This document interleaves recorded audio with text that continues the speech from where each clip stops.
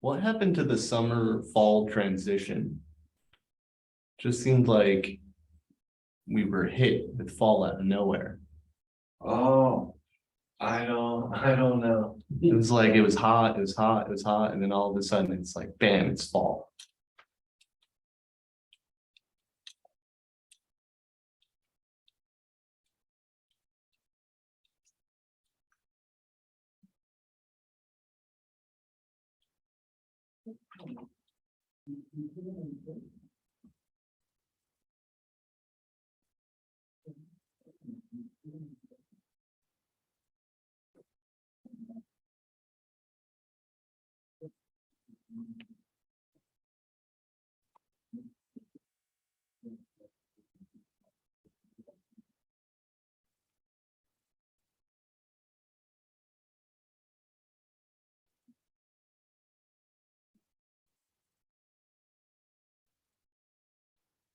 Why is this lagging for? It's crazy.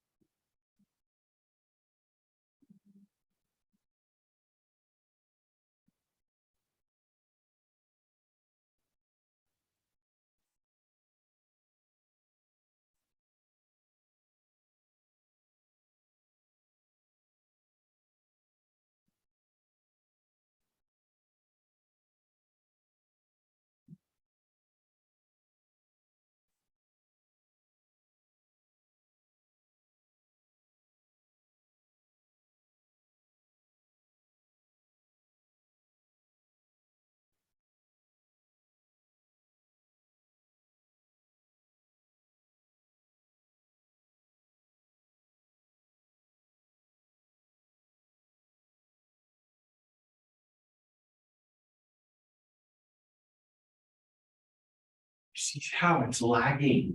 Like, I don't. Look at that.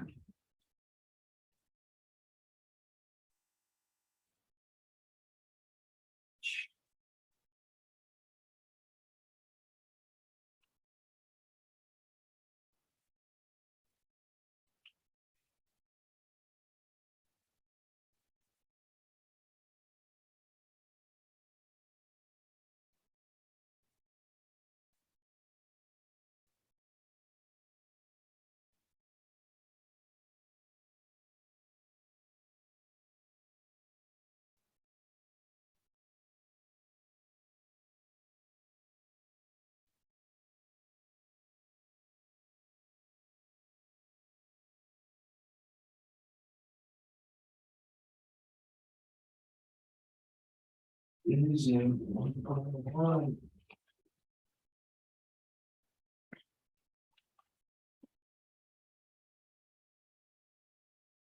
I don't want that.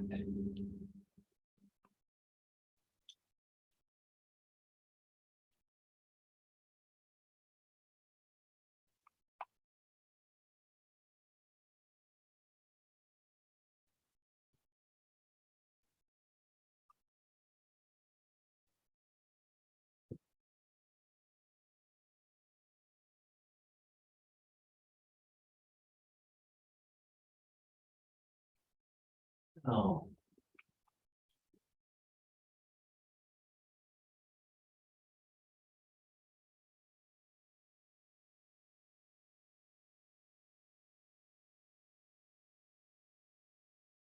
You seeing how it was just lagging like that? Maybe bad internet connection. I don't know.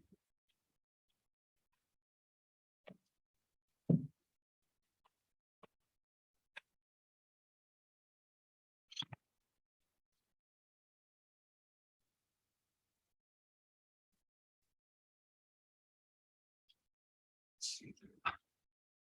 You know, if there's typically a sign-in sheet for these things. No, I take care of the roster, I come in and I write down, and then there's like a website of Keller Williams that I gotta go on and input the roster, that's part of my duties. I have to schedule events and stuff on a calendar. It's called an intranet calendar, and then when the event comes around, I take the attendance, type it in, add it to the roster. So it's what they told me to do, so I do it. It's what they do.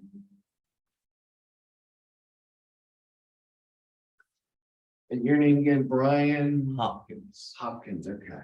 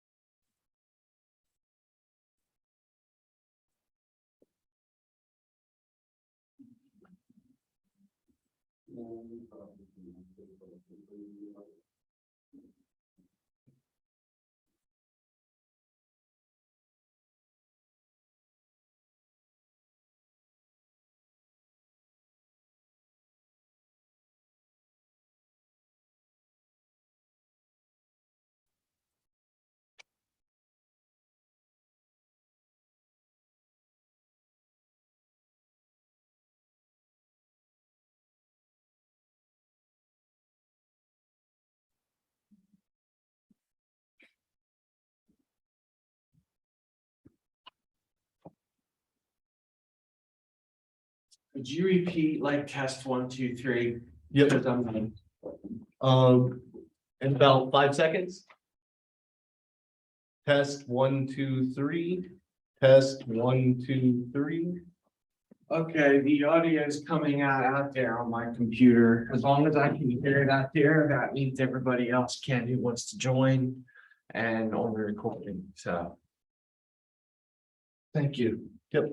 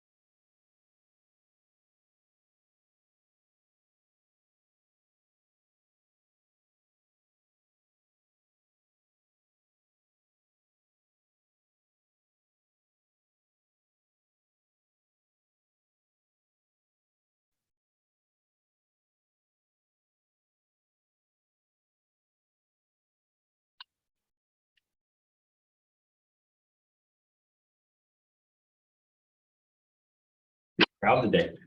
What's that? Big crowd today. Oh, yeah. I'm Bob. I don't think. Hey, I'm Brian. Brent, Brian, good to meet you. You been with Keller Williams long or just? nope, just starting out. Good deal. Yeah. Welcome. Just got my license like Tuesday. Oh, wow. So. Good deal. Yeah. What'd you do before? I was an electrician's helper. Okay. It was mostly generator installation. Yeah. Yeah. Oh my. That keep you busy. Yeah. Wow. We worked 4 days a week, 10-hour days. But not every day was like 10 hours. Yeah. It was pretty much until the job was complete. Yep. So some days was like 8, and then others it was like up to 14. Yep. So Yep. In this area or just all over? in this area, and then my wife and I lived in Alabama for a couple of years, and I did that there as well. Okay. What part of Alabama? Huntsville. Yeah. Yeah. We were there for 2 years. Okay. Before that, we were in Maryland. So been bouncing around. Before that, I was in the Navy. Oh, wow. Yeah.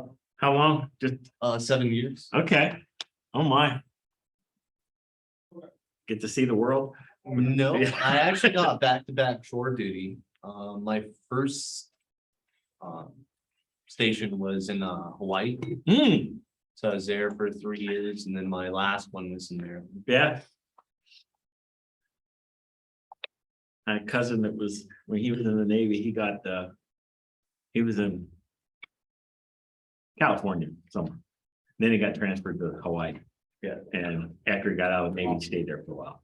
Oh, yeah. He just, Well, some people like Hawaii, others don't. yeah, he Get that island fee. he ended up coming back because it was right, recession was going, and it's like, yeah, Hawaii's expensive. And all that for milk. yeah. He said it got pretty bad with him and friend of his bought a boat. And they lived on the boat and they were sitting there and one of them passing the beer back and forth and and they dropped it and it went down. He said it when it got so bad where he had to start diving for that beer.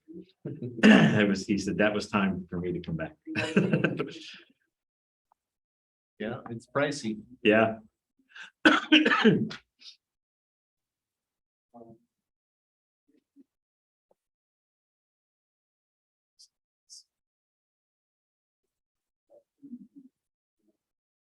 Recording in progress. All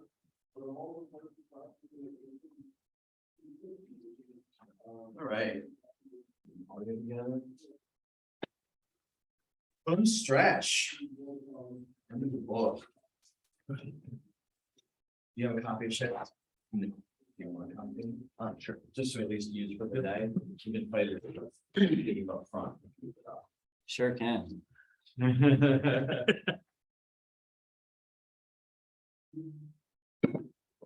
All right. Sandy.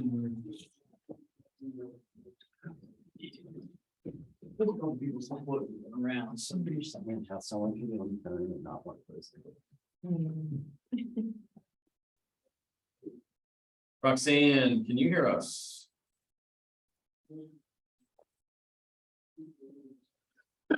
It would help if I would unmute, but yes, Okay, I appreciate that. Thank you.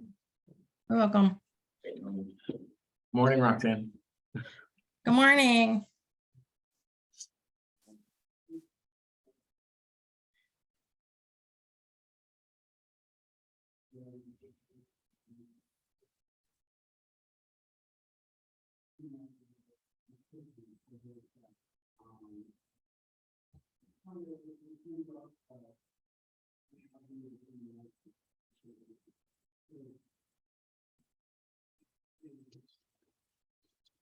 Stop.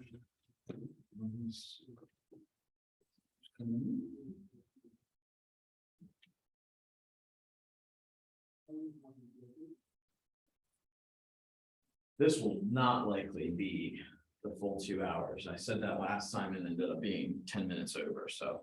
But this is just the last 3 tactics of the book, and this is where. Like, a lot of the book up to this point is about making the money. This is about collecting the money. Which in a shifting market is not as easy. So we're gonna talk about like all the places where things get harder. And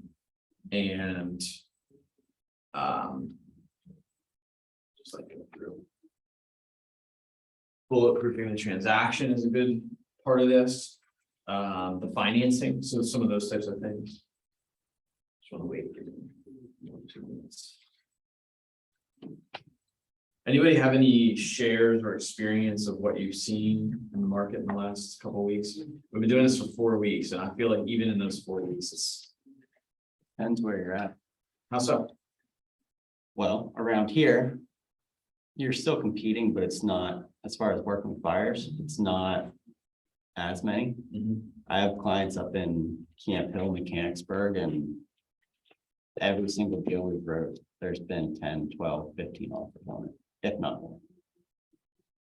The house is listed at 210 and you read 250, you still aren't getting it. Yeah. So that market is not quite on board with the shift yet, I don't think. But Well, they're shifting regardless of house price because the macroeconomics are still happening. So prices go from you bid up from 210 to 250, you're paying 7% on that difference now instead of 4, right? So like, yeah, I think there's a reality that like, it's shifting, but it's not showing the shift yet. Right. You're not seeing it in necessarily in sales price, yeah. Or even just the amount of people that are still buying. Well, there's still, I saw, I mean, you can tell just from that board. yeah, actually Liz's numbers. Liz's numbers are. No, that number's off by 20. It was 38. She was upset that it was down, but she's right. Like there was I think something happened with some of their package of their compliance stuff. That is. Either way, as an individual, get on board with 3 units. I mean, Something we haven't seen. that you haven't seen. that 5, yet. 6, 7 to get on the board. Yeah, Fair. I mean, If Even I though can, One. I right? collected my first paycheck in 2 months at the beginning of the month. So, Yeah. Yeah, Roxanne. can I pipe in for a minute? Yeah, absolutely. Okay, so I get Redfin leads and I've seen a significant difference. I get them from Maryland and PA, but I used to get probably 10 a day. I'm getting maybe 2 days a week. And then in Maryland, there's a lot more inventory. So I'm seeing a shift down there that's a little different than in PA. So you're seeing a 60% reduction in the top of funnel lead count. Yes. So question for you to expand on that, what are you seeing in the consumer, like so if we're thinking of the capture, connect and close sales funnel of bringing a lead in? What's the mindset of customers and consumers in the connection? Like what's their attitude like when you are getting a hold of them? Well, I'm finding something very interesting. I'm getting a lot of leads. They're not necessarily wanting to buy. They just want to look at houses. They want to see what they look like inside. And that's something I haven't experienced before, but it's taking, you know, so through Redfin, whoever accepts the lead gets it, and then they get their information. It's different than the other sources like Zillow and all. So once I connect with them, it's a much slower process right now. It's, you know, I want to see a house, but I'm in the beginning, but I'm not in a hurry. So it's taking a lot more time, kind of like we talked, was it last week, that I'm working harder to, you know, get those people looking, get those people to even talk to a lender. Yeah. Anybody else experiencing anything like that?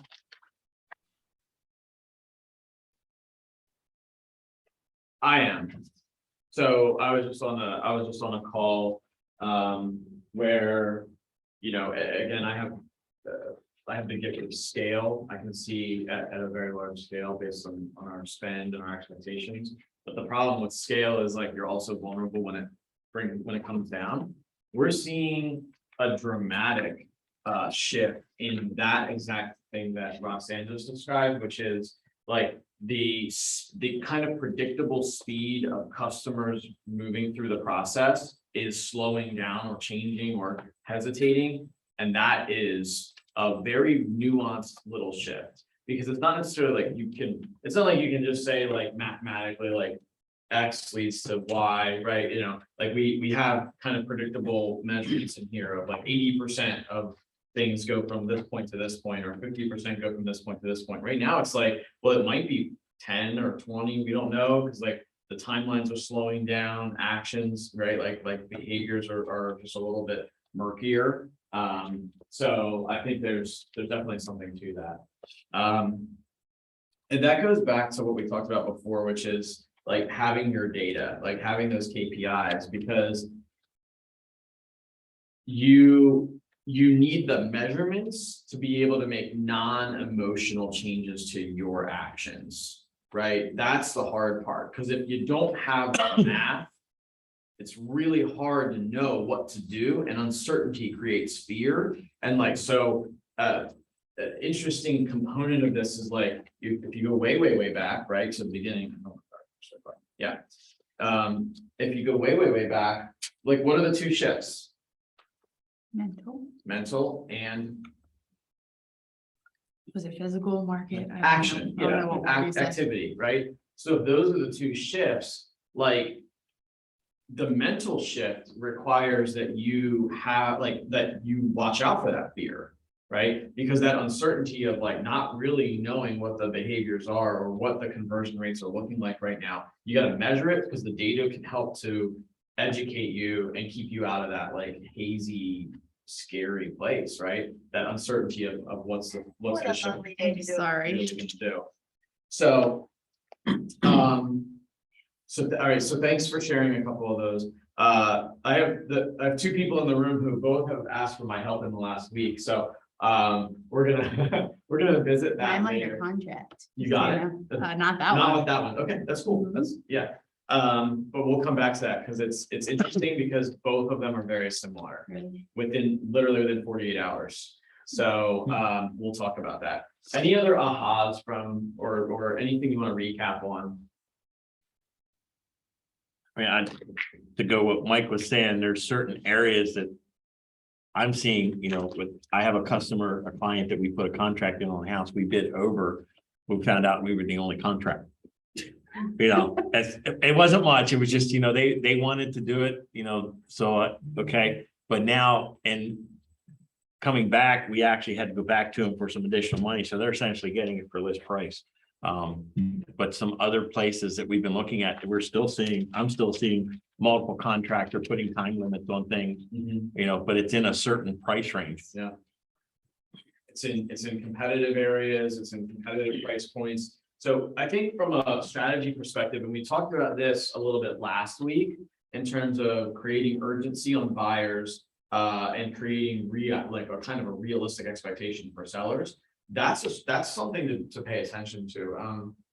Building out a listing process where when you're listing a property that you are asking for multiple offers, setting a deadline, right? Creating FOMO, right? Within the structure of the listing can help to drive the value up, because the listing agent did an amazing job by getting your offer over list price, right?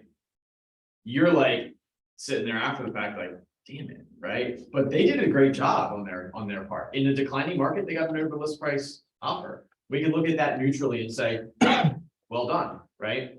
So I think that's an interesting thing to think about now. Is like, okay, how can you be that list agent when on your next listing, where in a declining market with less demand, you're able to drive values up? I think in my case with my client, they were still in that mindset that things are going over list price, and they, you know, we've lost out on so many contracts that they were still, well, hey, we like this house, we want to get over. Yeah. Remember the curve? Yep. Right? And we talked about that, and it's like the reality of the market is preceding their mental expectations, right? So like market's declining, but they're still mentally like, oh, living in that craziness of 60 days ago, potentially.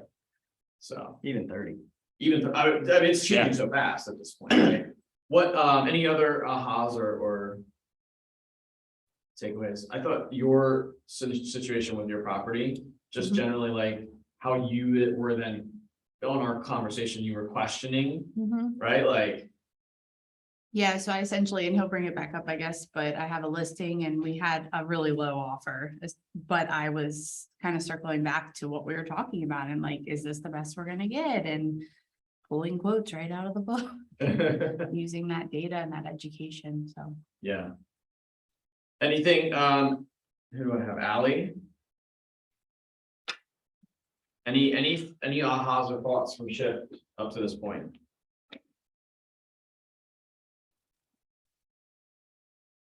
She might just be on mute. I was on mute because I was trying to not answer. Yeah, I mean, up to just being real with the numbers and watching them has just been a game changer. I was on a call last night with some sellers, elderly sellers and their whole family. And, you know, I know where my mindset is, you know, that we're shifting and what the market is doing, because I have the knowledge, I have the data. But like that other guy was just saying, like the client's mindset wasn't there. And so for me as the listing agent, it was important to get them to that place. And, you know, they are very fact-based people. And it was being able to pull up spreadsheets that we've been tracking and showing like, this is what's happening. Here's our marketing plan. I have it. We're going to roll it out. This is how we're going to do it. You know, and at that, we might still expect to see 30+ days on market. And here's what we can expect. And here's what we can see. And just wrapping their head around it was a completely different conversation, because I first started talking to them in July and that market was completely different. And so having the facts and the knowledge and having my mindset around what the expectation was going to be helped to get them there. So they weren't like, well, hold up, in July, you said a completely different thing, like what has happened. So just not being afraid of it and having all of that data really just helped change the conversation to lead it where I felt it was best to go. Yeah. Thank you for that, Sharon. That was like, that's real, right? That's good. That's good feedback. Good aha. 2 shifts. I've kept the slide on. Every time I'm like rebuilding the slide deck, I'm like, we have got to remember this. And I shared this on the, I made a little live video in the Pittsburgh group this morning, and then got on a call in that I didn't get to make one for York, but what I was talking about was like, that mental shift is a day, we have to revisit that daily.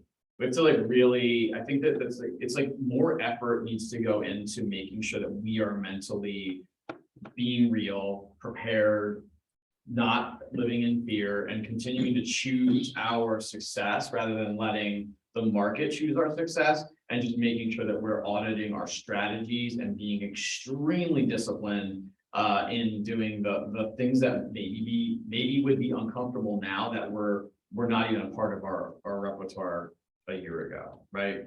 So it's just mental and action, like the two, like we gotta keep that.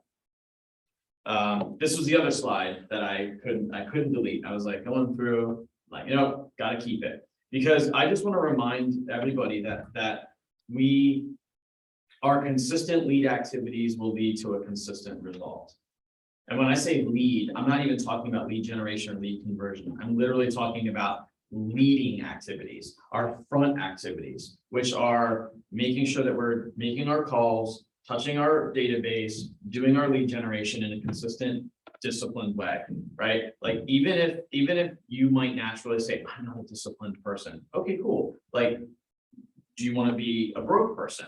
Because that, right, like the downturns of those cycles are scary, and they could get scarier. I mean, Mike just shared like first paycheck in 2 months, right? Now he's had a knockout portion of the year prior, right? So hopefully Mike's financially solvent, but I think that's a real thing to think about, is like, we owe it to ourselves to put the time in. Like, you don't have to clock in or clock out to anybody else but yourself, and remembering that and holding yourself accountable to those upfront activities of lead generation, that is your job. We talked about that earlier, in tactics, 1 through 5, really, right? But it's like the main job right now is lead generation and lead conversion. So being consistent on that leads to consistent closed sales.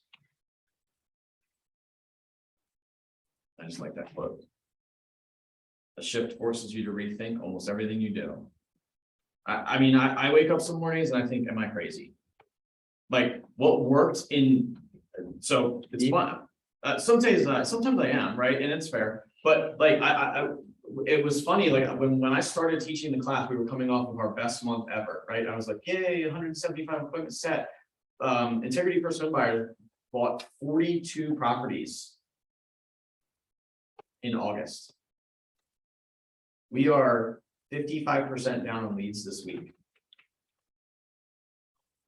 The wind out of the sails, right? So like that, when I say like you have to rethink almost everything you do, it's like I'm just waking up and asking, is what we're doing the right thing? Are we measuring the right things? Are we doing the right activities? It's a nonstop conversation.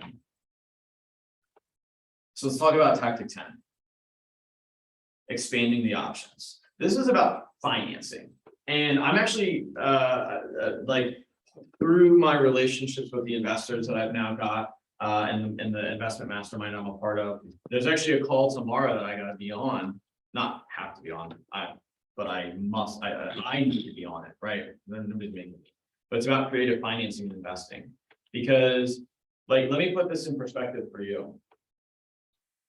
Let's throw retail real estate out the window for a second and think about where massive wealth changes hands in this country and invest in real estate investment, right? Buying and selling large, huge portfolios, right?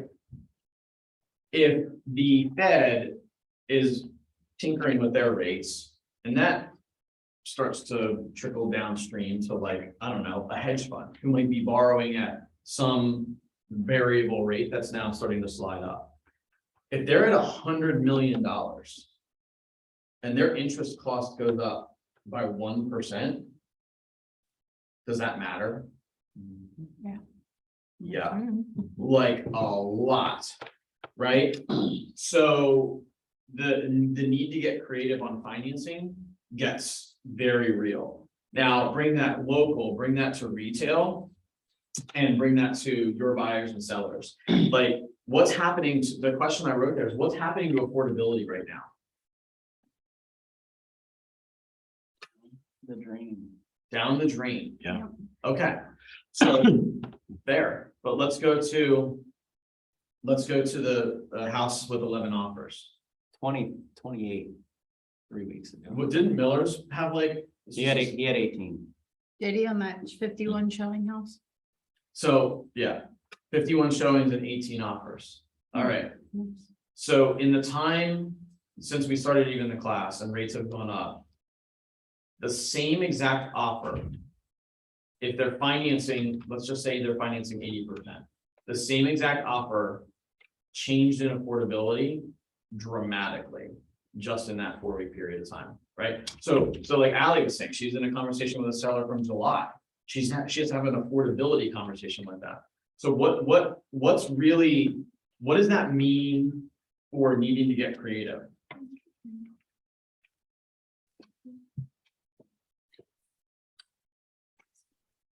One thing we've talked about was buying down as a seller, buying down the buyer's interest.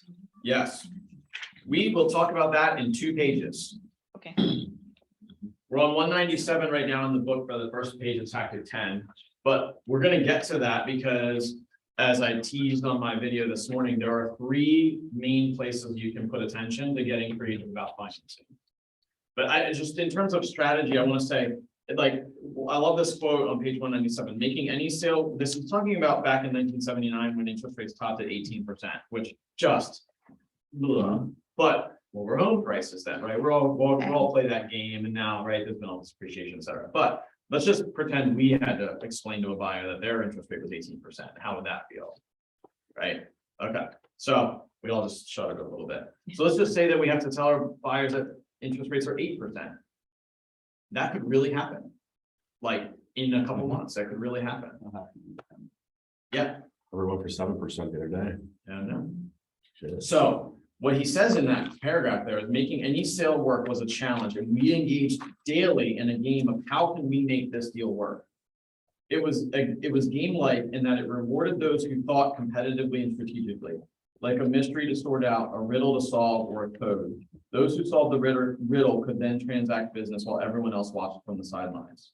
In a shift, finding creative ways to help buyers afford to buy and sellers afford to sell is the game you must learn to play and win. Or buying and selling literally slows down to a crawl. That's real, right?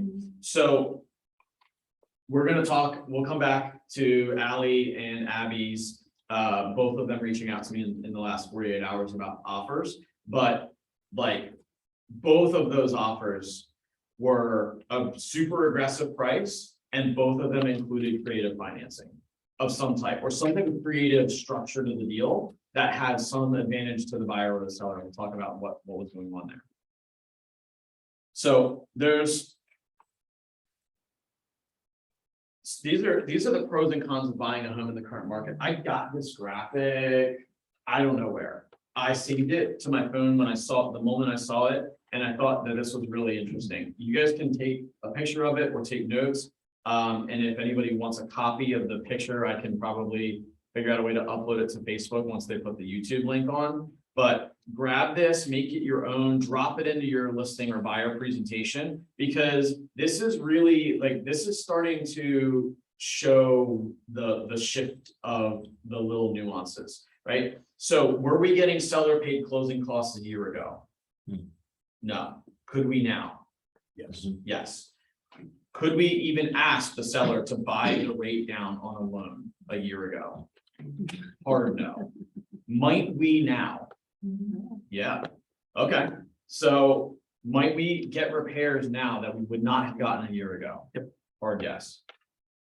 Might we have actually the ability to offer less than full price? Unless you're I'm just joking.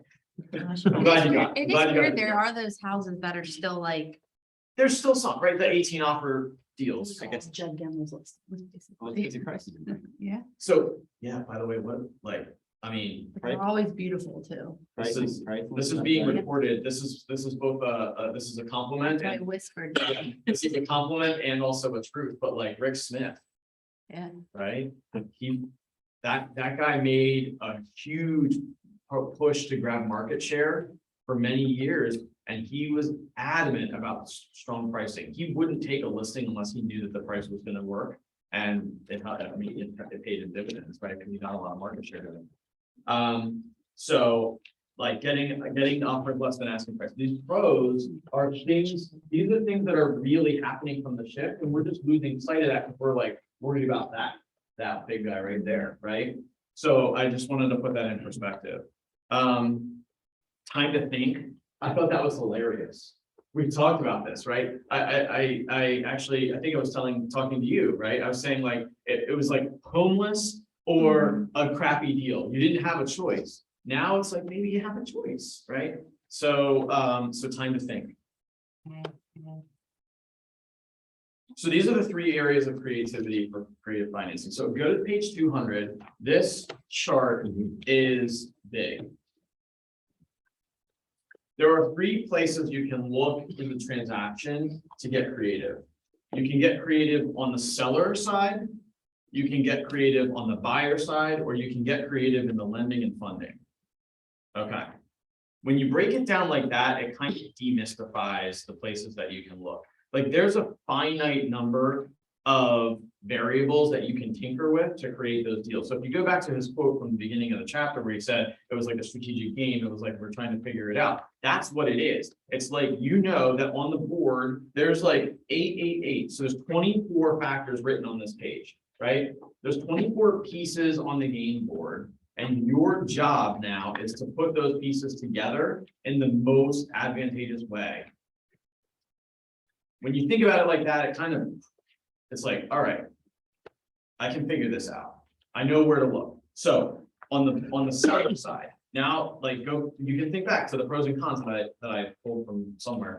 But like seller contributions, seller funded permanent buy downs, seller funded temporary buy downs. Now, temporary buy downs are not really happening quite as much in this market because we don't have those like variable rates where you'd have like a arm where you'd see like a super buy down in the first 5 years and then drop it all into year 6. Like that's what that would look like.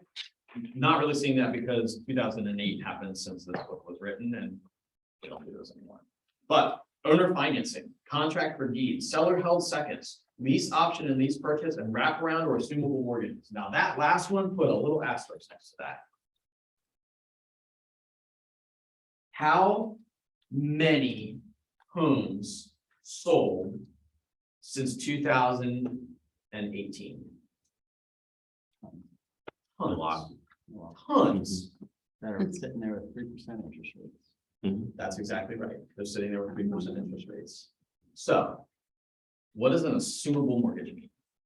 Buyer can take over the person's mortgage if they pay difference in cash That's exactly right. or a second mortgage. For a second. That's exactly right. So why are we talking about that in 2022 into 2023 and we didn't talk about it in 2020 or 2019 or 2018?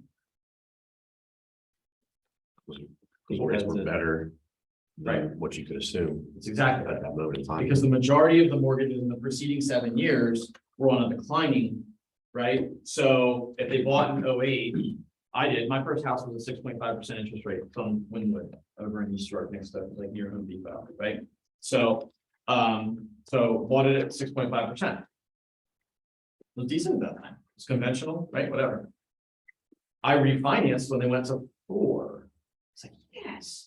I could have refinanced again at 2.75. I actually chose not to because the long-term financial ramifications of bringing the points in for the refi would not have benefited me as a landlord. I would have reset my amortization schedule and not paid it down, right? So like there's other factors that come into play there, but that's you can have that type of control. So now I'm at a 4%. That could potentially be assumable to somebody, right? 4% still beats what? 8, 7, Yeah. right? So, and actually my 6.5% from 08 doesn't look as crappy now either, right? So that factor there of getting super creative on the seller side, that starts to matter a lot more. So pay attention to that. Like when you're you know, starting to get into the negotiation phase, and as we see less and less of the 18 offers and these super high, we have a lot of liquidity in the country right now. That liquidity might start to lock up a little bit as people want to hold their cash. So there's people that were paying cash, we have a ton more cash transactions in the last couple of years than we had in the preceding years, right? And we have a lot more large down payments going in, or like people swinging equity out of homes because because their equity went up, right? Because the market appreciated, they pulled the equity out on the sale, dropped it in. So now we created liquidity from that big balloon of the market. As that liquidity calms, these types of mortgages might become very attractive. Okay, does that make sense? So go to the buyer side, gift funding. I don't know if anybody in this room remembers, but there were programs, and there still are, but they're like almost impossible to get approved right now. But there were programs. There was something called Nehemiah. I was like talking to somebody who'd been in the industry for 15 years a couple weeks ago, and I was like, "Do you remember Nehemiah?" They're like, "Oh my gosh." It was basically like a gift program where you could get a forgivable second mortgage grant to buy a property, and it was through nonprofit. Or you could get gift funds from family or things like that. When was the last time anybody had to do a gift letter? We were doing it all the time. Probably 80% of our deals that closed in that span of like 11 to 12 or even 10, 9 to 12. We had to get gift letters. It was like people were moving money around or whatever. That's not that, but that could come back. So paying attention to those things on the buyer side. Selling and refinancing existing assets, right? Again, pulling equity out. We've had a pretty good bump of value. So right now, it might make sense to refinance an asset and change your position to be able to go in on another property. Non-occupant co-borrowers. After 08, that one got squashed pretty good. Using 401k, you can either borrow against the 401k or withdraw from it, depending on your age or situation. Temporary IRA usage, equity transfers and bridge loans. Again, talking about like we've seen a big balloon in equity, and before the market depreciates too much, there's going to be a window of opportunity where you can use equity from a prior home, swing that into the new home, creates a better loan to value, and now you might be able to not have a 7% rate because you're a safer loan. You guys follow that? Employer assisted mortgage. We don't see that very much. Go to the creative financing. Create a lender funded buy downs. Boy, go and ask the lender, hey, can we take that 1 point that you're making and maybe split that and you give me half a point towards a buy down? It's either that or no deal. Now, there's a confidence and a little bit of a swagger that people have right now, right? Lenders have one right now because it's been like they're kind of just a transactional relationship for the last 2 years. Like it was like they didn't have to do a lot of work to get deals across the closing line because it was like just moving really quick. That might change.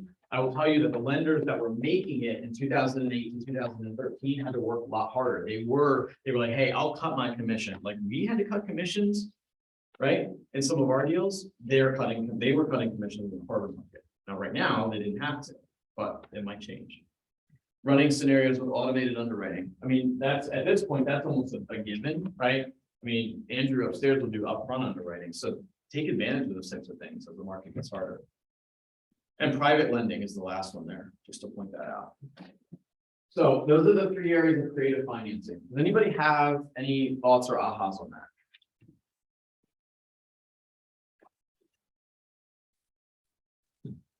It's a lot to learn for someone like I've only been in this 5 years, so this is very different to the world we've been living in. Yeah. So, I love that they're written there. mhm. Like it's right there for you.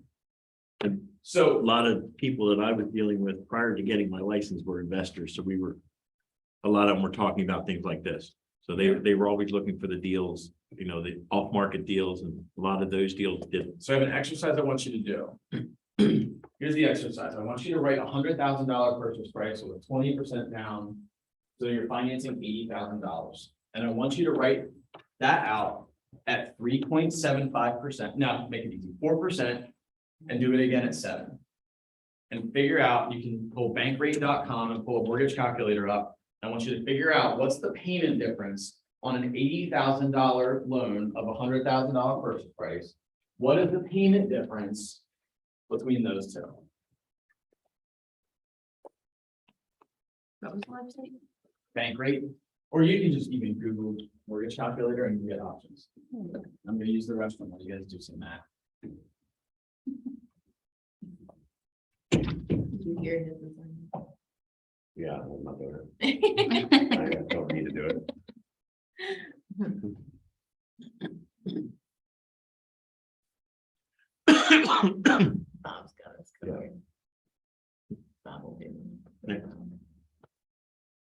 Keep me away.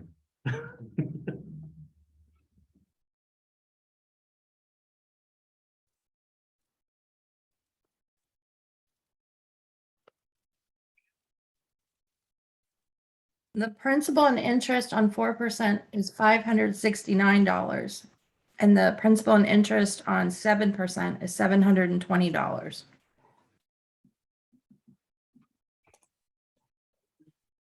Good job, Roxanne. Huh? I said, good job, Roxanne. Well, I have Andrew's calculator, so it's, Overachiever. Use what you got. stop.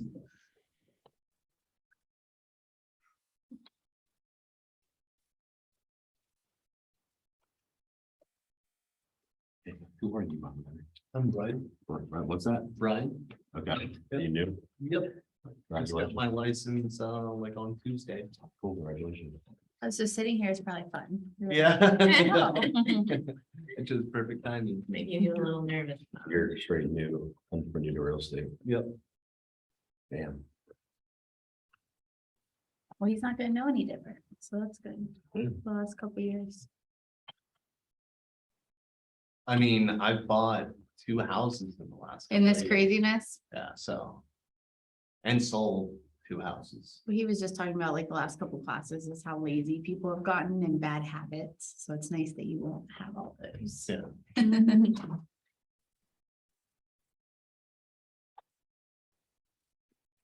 How was our math? Roxanne sounds like she's got it. Roxanne, what do you have? Okay, so principal and interest at 7% is $720. And principal and interest at 4% is $569. What's the difference? About $150. Oh, sorry. Okay, $150 difference on an $80,000 property. How much more money does the buyer need to make to have that not affect their DTI, that they would get disqualified? 300, 100, probably $400 to $500. It's a whole nother pay cycle. Yeah. For somebody that's at an $80,000, right? People literally can't qualify. Literally, right? So my previous slide is about affordability. That is how that looks, right? So now if you start to think about some of these creative options where you can get that rate buy down, now you understand how that literally will save the deal. Because if you can get that rate buy down, you can maybe slide that number down and the DTI falls in line. Or the seller held second. So Roxanne, you have the mortgage calculator fairly handy. Yes. What is the, so let's keep our 80% of the $80,000 at the 4%, which isn't real. That's not super real right now. But let's do the $20,000. Let's do that at 8%. What's the payment on a $20,000 second with no, just P&I, just principal and interest on that? Okay, so 80,000 at 8%. No, 20,000 at 8%.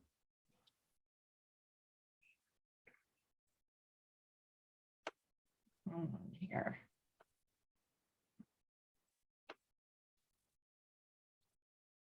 $20,000 at 8%. All right, hold on. Lenders do it. I'll show you.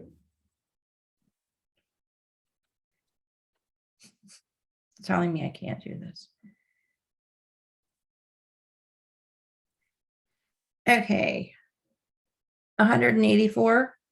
Cool. All right. So we just figured out that the interest rate difference on the 80% loan was $150 between 4% and 7%.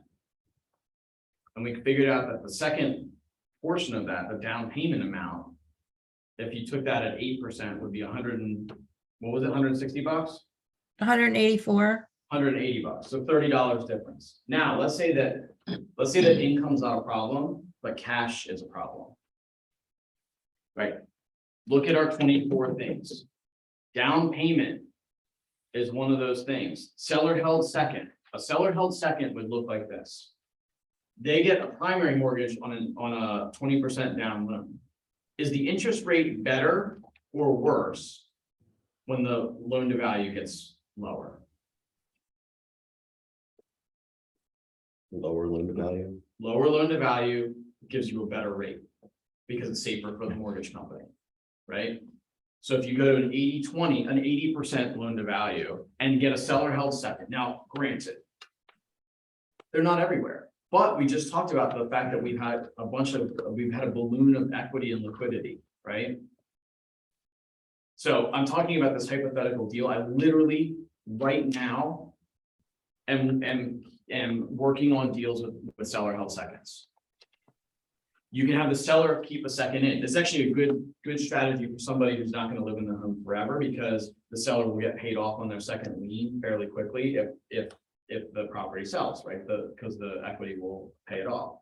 But Are you saying that, you're saying that people are doing? Yes. You're seeing that? yes, already Sellers holding a mortgage. the second seller's holding the mortgage, second mortgage. Second mortgage. Right, which then allows the loan to value on the primary mortgage, which is going with a regular mortgage company, to be better and safer. So they get the better interest rate on the first mortgage and they pay the difference to the seller. They can either pay a principal and interest, or you can do it with no payment and just do a balloon payment, where essentially you say, hey, I'm gonna pay you, like, I'll pay you nothing for the first whatever year, 2 years. And then if I resell the property, you get it back with interest. So isn't that out of our scope technically to write those up? We can't really write those up. So it's a good question. We'll talk about that in a little bit, because when he talks about, so sort of, Yeah, but like getting comfortable with these really, like, everybody's like, oh my God, that sounds crazy. This is why, by the way, Abby and Ally both reached out to me, not because of that situation, but because these deals are starting to get funkier. People are It's putting. just language you aren't familiar with. That's right. It's intimidating. That's right. It is intimidating. So that's why we're talking about it now. So it's like, if somebody comes to you in the next 6 months and says, hey, do you think the seller would hold a second mortgage? It won't be the first time you've ever heard that. Right? I'd still call you and be like. You can still "Walk call me. through It's this." cool. But these are really great. So another really great scenario where you would use something like this, and I say this because I'm talking about Liz Hamburger, Integrity First. We are starting to already move towards creative options. Like we're going towards not assumption of mortgages, but we're going towards subject to, which is an option where if somebody has a mortgage with a rate that's really attractive and they don't need the property off their credit or off of, like, they don't need to sell it necessarily to go buy another property, great for investors. Okay, let's say they have just hypothetically, they have a 4-unit property and they have a commercial loan on it, and the commercial rate might be 7%, which is right? You can take the property over subject to the existing lien. Sounds crazy, right? Question for you. Is that in the PAR agreement? What is it? What's the question again? Repeat. Is it in the PAR agreement that you can take the property subject to existing liens? I would guess I don't think under the title section, it'd be under title, right? Is it title or finance? Mhm. Sounds like you know. It sounds like it's finance now. Mhm. Sounds like Joe knows the I'm answer. just like, but you gotta ask, like, there's literally language that we've never paid any attention to that's buried in our contracts that for sure will start to come up. So go look. I'm not even gonna tell you. Mhm. Go look. Because there are ways that you can take over that mortgage. So let's say you take that mortgage over, right? So you're paying the seller's mortgage payment. And you can collect the cash flow. That's on a 4-unit. That's why you would do that, right? Because the seller's guaranteed to no longer have the burden of the property, you get the upside, and you owe them like a payoff, basically. So say you own an assumable mortgage. They're at year 3. Mhm. Does that person take over that mortgage with 27 years remaining then? Yes. I have, my first house that I bought, I assumed the loan because the interest was lower than what I would have gotten. And Mike's question, and I answered yes really fast, but just verify this for me. When you took over the assumable mortgage, did you take it over at that date in the amortization schedule? Yes. Okay, yeah, that's what I thought. So it honestly, there's, thinking about all these lender things and all, it's just, all I can say is everybody learn your loans, learn what's out there. I just found out this morning that there's a USDA no money down renovation loan, similar to a FHA 203K. So learn and ask a lot of questions right now because it's going to help.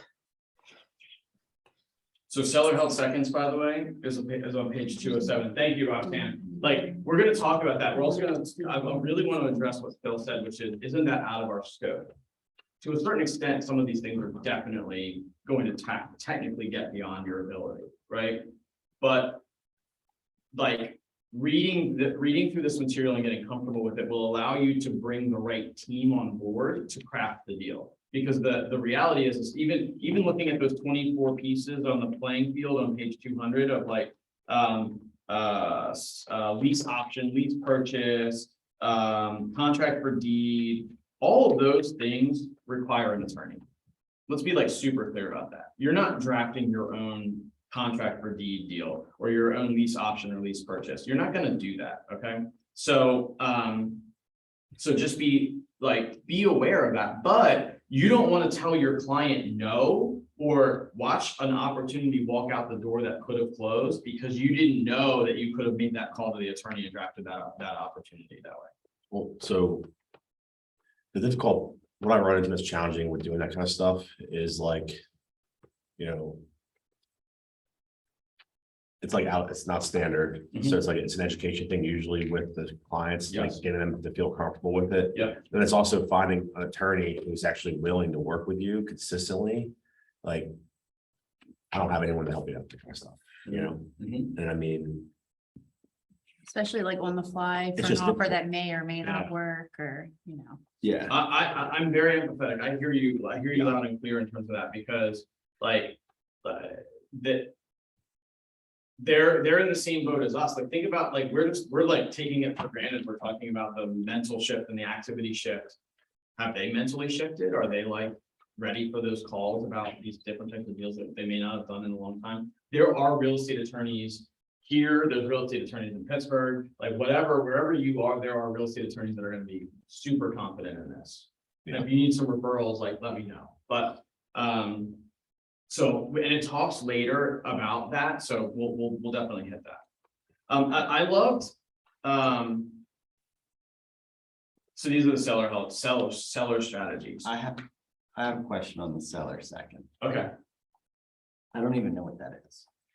so, Like, I'm probably not the only one here. No, You're okay. saying, oh, you're there's a saying, couple on here, yeah. you're that- saying seller second, so the seller is holding a second mortgage. correct, but they're not so say, if I'm doing a cost sheet for a seller. That's second mortgage that they're holding. They're not collecting that money yet. They might, so you can draft it 2 ways. So let's look at your page with your the $100,000 property, and you will just use that for fun. So you can do that. You can say, okay, seller, let's say the seller has a paid off house.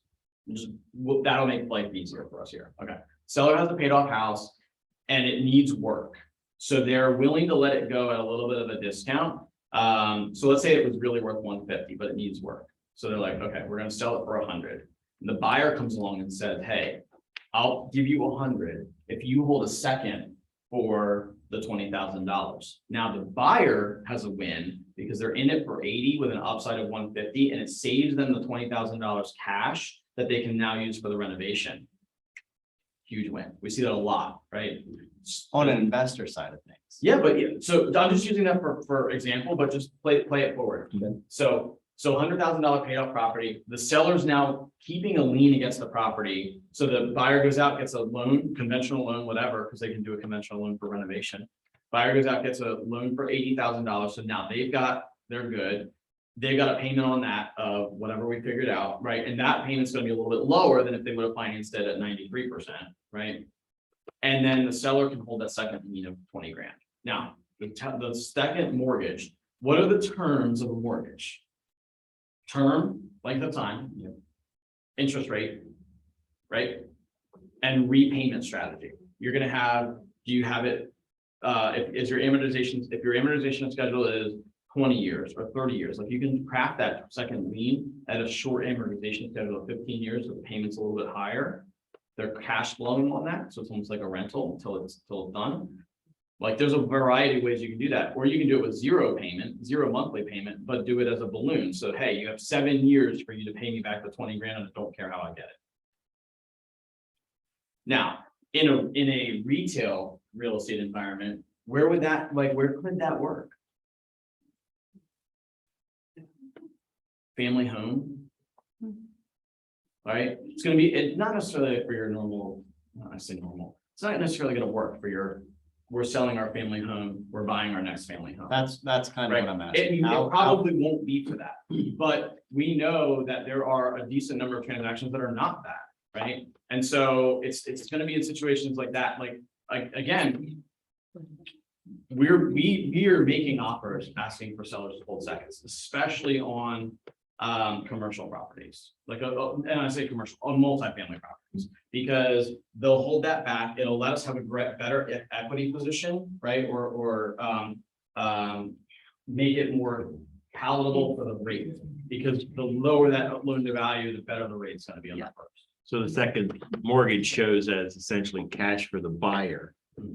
And then you present that to the mortgage to get the first mortgage. You can, Yeah. so if the seller literally gives it cash, right, then you can do that, but like, it's not real cash, it's actually the equity is being held as the second, right?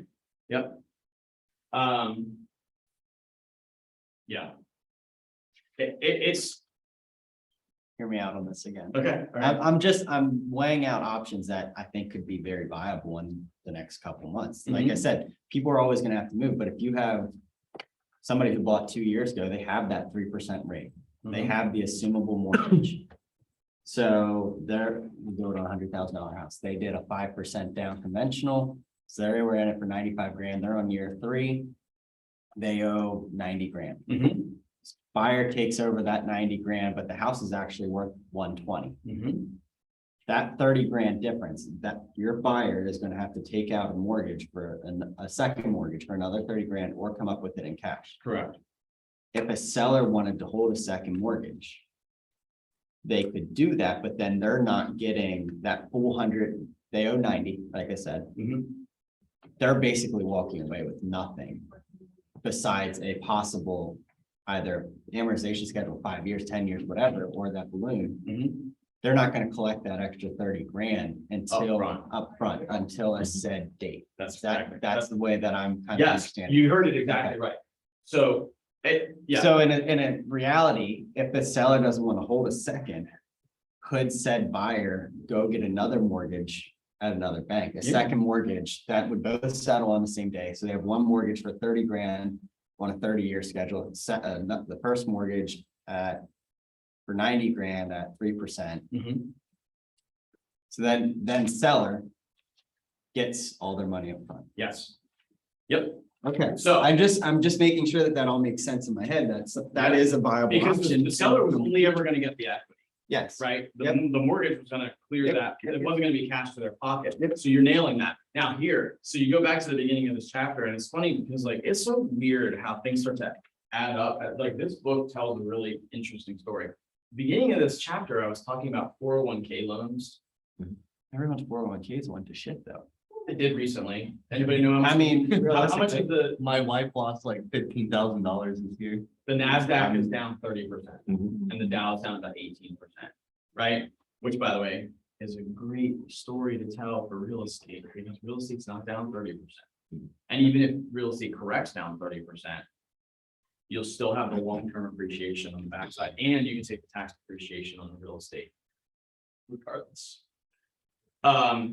So at the beginning of the chapter, where it's talking about some of the financial factors like 401ks or borrowing against that or whatever, that's where that comes into play. Buyer can go out, borrow against the 401k that even if it did lose 30% or 10% or whatever this year, it probably has some type of that borrowable amount. They could do that, have zero cash out of their checking account out of pocket, and they can basically take a second lien against their, right? They can take a loan against their 401k. We saw a lot of that. We saw a ton of 401k IRA borrowing going on in like 08 to 13. Ryan and I were doing probably one a month, to be honest with you, waiting on these loans to get approved, which understanding that and knowing how to put those pieces on the playing field, like it takes time to go through your HR. So let's say you have an employee at Wellspan and they're going to go and they're going to borrow against it, or they're at BAE or whatever, right? They're going to go and borrow against that. You need to know, okay, so you're going to borrow against that for this. As their fiduciary, you need to tell them, you need to go to your HR, you need to get the process going for your 401k loan, all that type of stuff, right? So it's not about like kind of going to Phil, like it's not about you needing to be, you're not going to do it per se, right? You're not going to get there. No, but you need But you need to have enough knowledge to be Yeah. able to explain it, otherwise you're telling jackass. That's right. You're like, well, I think you can maybe get some money from somewhere else. Like, that's not gonna work to get your deals done. So I just, and not to harp on that, but you did a good job walking through that. Now, hopefully you can see that picture of what that looks like. And you can also see like finding that other 20 or 30 grand or whatever it would take, it's gonna have some closing costs. Like that, That was gonna be my next question. I don't know if you've ever done anything with assumed mortgages on the retail side of stuff. Because rates weren't, I've never closed an. that's what I mean. So I don't know if there's any kind of, is there any cost to the seller to do that? So there, Because you would think that there probably is. I don't know if there's cost. Now, so think about what would be the closing cost on an assumable. We can all just kind of take educated guesses, but I can tell you one, transfer taxes. Transfer tax, yeah. Right? So would a seller have, or would there be 2 transfer taxes then from both mortgages? So you don't pay transfer tax on the mortgage. You pay it on the deed transfer. Okay, but then the deed's just gonna show that there's 2 liens against the property. Correct. So the deed is gonna transfer from homeowner A to homeowner B, but the mortgage is just gonna go whoop and stay with the The cost property. should be similar. Correct. Yeah. I But think aren't most mortgages nowadays non-assumable? I No, mean, they. almost all mortgages are. Ours are- Every single settlement I've been to in the last 4 years, that's what I usually listen for, because usually whoever's doing title will say your loan is assumable, so keep that in mind 5-10 years down the road. Yeah. Because you have such a low rate. Mhm. So that's why I really think that this assumable situation is going to The come in, next, yeah, going to Yeah. come into a play for us and everything. for us and everyone else, because people are Imagine- always going to have to move. What percentage of loans do you think are assumable? A lot. Would And, most of and, them and be? I wish I had this statistic. I saw it at a presentation and I just was like mentally made a note like, wow, that's fascinating. And I should have written it down. I think 50% of loans, if I'm correct, have a rate of under 4%. I think it's something like that. Around 50% of mortgages have a rate that low. So when interest rates spike, why doesn't everyone just go to the assumable? Because mortgage people amount? don't think that. They don't. So they're just uninformed. Or they can't qualify for a second mortgage. Right, it's the cash Possible. difference is the problem, and then they're like, oh, shoot, I need to be at 95% down. Yeah, you still have to be a strong buyer. Exactly. so- So that is the gap that you have to figure out, is the gap between the equity that those sellers have appreciated over those 3 or 4 years, just like Mike walked you through, is probably very realistic, right? $100,000, they now owe 90, but the property appreciated because we saw 21% appreciation, right? So it really is worth 120 now. So 120 and 90, that then becomes the battle that you've got to fight, right? Because you're assuming the 90 that's left at the low rate, which is a benefit, but you got to sort out the 30K. And you gotta figure out a bank that's gonna do that. So I Yeah. mean, like, if they're willing to Like- give a second. like a movement mortgage, I don't know if they're gonna be willing to do it. It's a question Local of how- banks become Well, huge I'd say- Credit unions and stuff. credit unions. I wanted to say at the beginning of this class, like I've noticed I'm talking to a lot more Fultons and traditions as opposed to our. So, Mortgage yeah, like company. Tammy Zambito, great example, like back in the day when she was at, she was at Fulton. Watch it. Yeah, and I mean, I like created all these. Kay Beard was at, she was at Commerce Metro, like she went that route, and I think now Kay is, I forget. But like, I had all these relationships with each of these small, like, I mean, Local, local credit. local representatives of these brick and mortar banks. I had relationships with them and I knew what specific programs they would go to. So Susquehanna Bank was a bank that existed and eventually got bought by Wachovia, and I don't even know where it is now, but probably Truist. But Susquehanna had 100% financing with credit and income requirements, right? Like, we haven't seen 100% financing other than USDA be really attractive in a while. It's probably gonna come back. So- On the marketing side. As a seller, this is gonna be more of like a listing agent's job to make this known. I As knew where you as- had it. Yeah. As a buyer's agent, if say you look, you show the house, you see they bought in 2019. Do you as a buyer's agent have any right to just say, hey, can you look into if your seller's mortgage is assumable? And obviously, like, this isn't immediate stuff right now because I think it is still really competitive out there that you're not gonna have time to do this. But in the next 7-8 months, I don't feel see like why you you're- can't I don't see why you yeah, but I mean, but in some instances, some listing agents are complete idiots. They're not gonna have any idea with what you're talking about. And then all you're gonna do is confuse them and they're not gonna wanna work with you. I'm gonna blow your mind. I think the agent that markets buy this house with a rate of 2.75% is gonna generate a shitload of leads. Yep. Yeah, Right? I'm just saying, so if you know that your seller has an assumable mortgage and a rate of 2.75%, I'd be telling that story everywhere. I'd be calling my agent and asking, what does this mean? What does that mean, right? And if you're the listing agent, now you're getting buyer inquiries directly to you because they're like. How are no other you, how are you doing this? That, right, no other agents are advertising that, you then become, so I'm just speaking hypothetically, but I think that's a huge value add. I think it's very possible. Like I said, 7-8 months. We're gonna see a lot of that. And that spring market comes back around and people are going to they're gonna be going from that starter house that they bought in 2018, 2019 at 3.5-4% rate. They're gonna want to do that. Now, the downside I think that you're gonna see to that is that those buyers are gonna want to do this try to find somebody that have the same kind of situation. Yeah, I mean, so, yes, you can only control what you can control, so I think that I think there's truth to all of what we're talking about right now. This is, I hope this is sparking some ideas for you to think about, like, what's gonna look like in the next year, right? I mean, yeah, a lot of that has to do, the sellers or the listing agent needs to be on board with it, because I tried to keep a deal going because my buyers had some financial situations, so we presented a seller financing proposal. Actually laid out how much more the seller would make, but the listing agent came back and said, no. I just want to get it. I just We want a just- traditional yeah. mortgage. Yeah. that- Like I said, there's so many agents that are behind the 8 ball that they're not gonna want to deal with it. Yep. The problem is that as the pace of inventory movement slows down. And they're like holding on to, we need a conventional mortgage with blah, blah, blah terms. That will hurt their sellers just as much, right? There might be a window of opportunity where they can say, no, we were looking for that regular traditional deal. And they're still gonna get that traditional deal, but there might come a time where that becomes. The house is sitting on the market for 30 days. I think you have an opportunity to do it, but anything less than that, I don't know if you do. I think a way to keep the ball in your court with that is just your approach, like.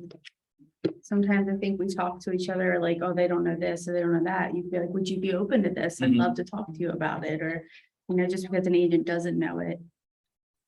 Are you open to Learning. educating them? So like, don't intimidate them, say, hey, we have this creative option. Would you be open to sitting down and talking about it? Not rather than making them feel dumb for not knowing what it is. I agree. I think so like just to step out of the agent conversation and step into the leadership conversation is that when we think about providing classes like this, it's to equip our agents to be able to succeed in a hard market. It also isn't something that I think sets Keller Williams and what Ryan and I, the way that we approach leadership, it sets us apart. Like, you're gonna be out there in the world talking about something that agents in their other offices probably have no idea what you're talking about. So be prepared for that. That's an opportunity to like educate, if we're coming from a place of contribution, right? Like she said, like curiosity and contribution.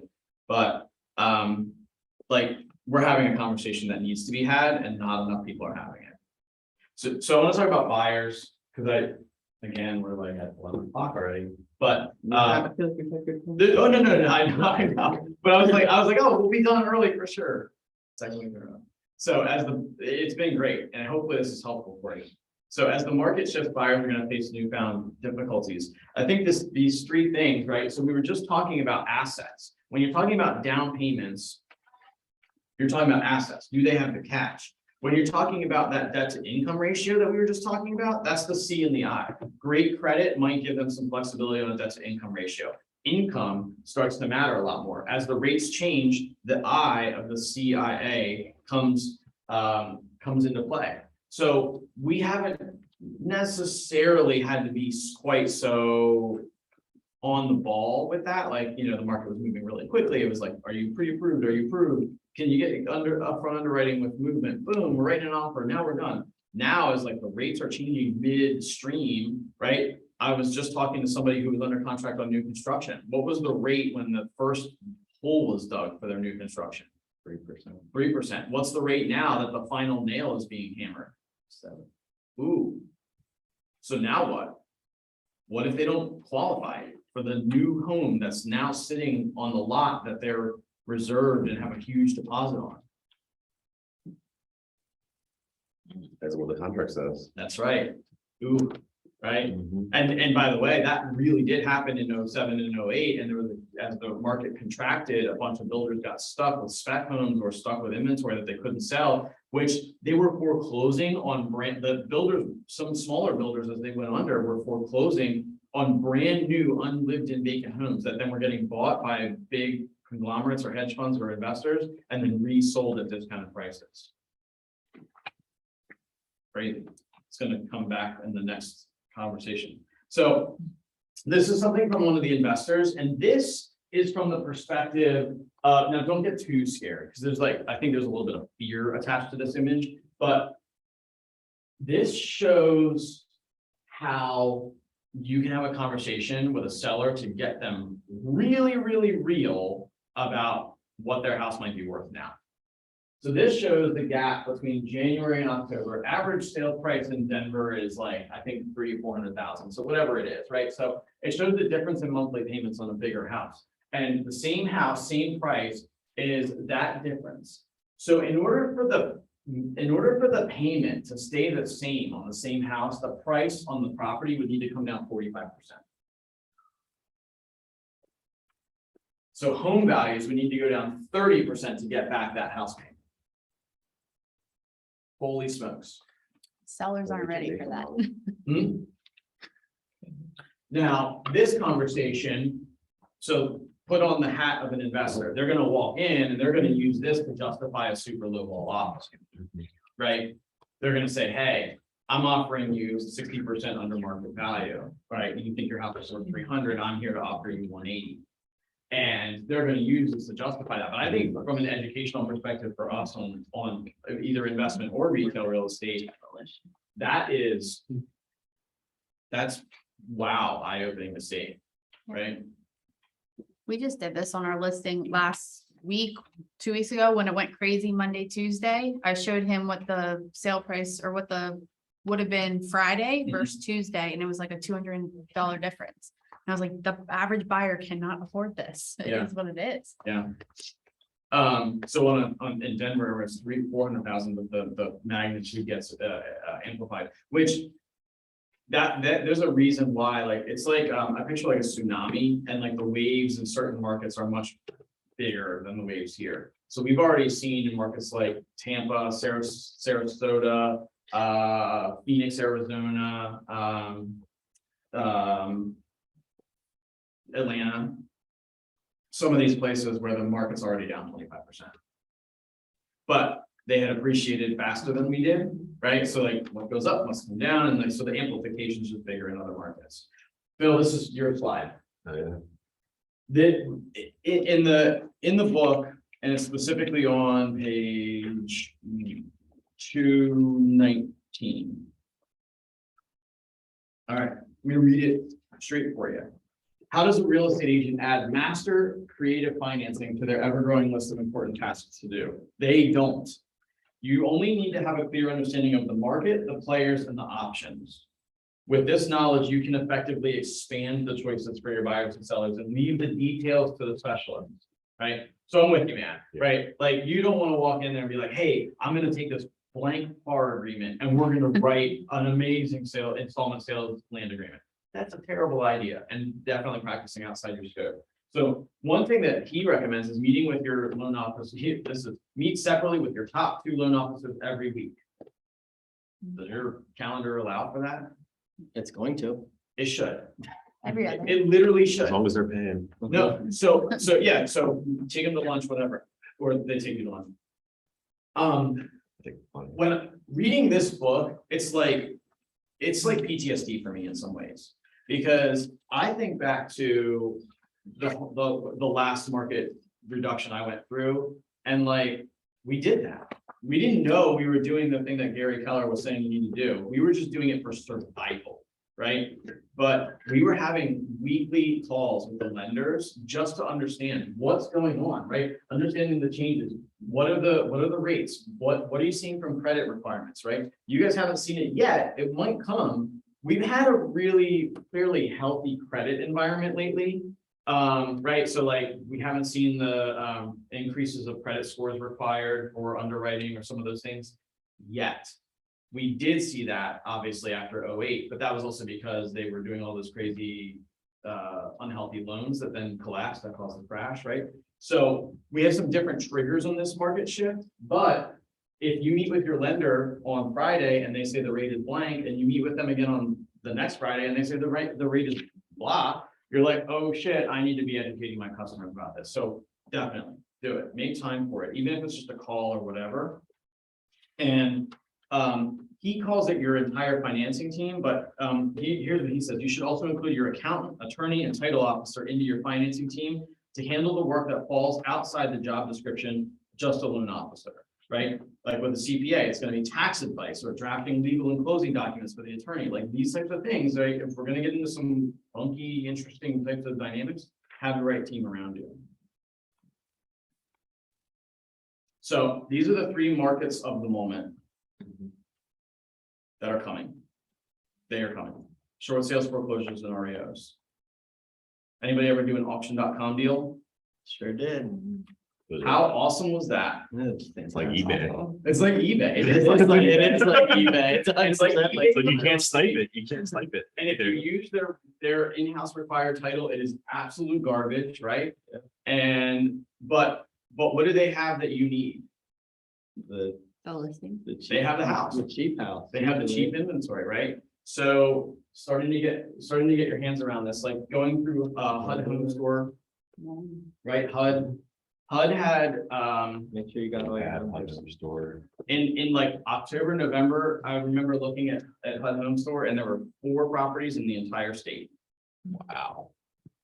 Because there was no inventory, right? And everything that came on was like immediately done. And HUD only gets it if a HUD-backed mortgage forecloses and goes through the full foreclosure. So we clearly saw that at the tail end of COVID, that they kind of paused a lot of those foreclosures, so HUD wasn't getting the inventory. Now, take a look. It's more than 4.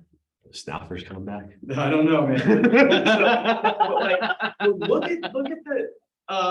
at they're a great example. Yeah. Like them, Cindy, man, They capitalized. they capitalized. Yeah. They figured it out. They got in, right? So I'm not saying that you're gonna, American Eagle Realty. yeah. I'm not saying that you're gonna become the listing agent for those.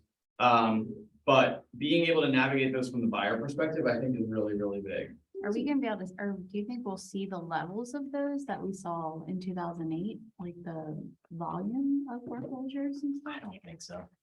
Cause isn't I that don't what think they've from a been sheer talking vol- about, no. is it should be preventing this Right, mass? so what I said there was like the trigger for this is different. The trigger here is more macroeconomic than it is like, So we're that gonna was a see very it, but not- specific. That our industry caused that collapse because we gave loans to people that couldn't pay them back, Mhm. right?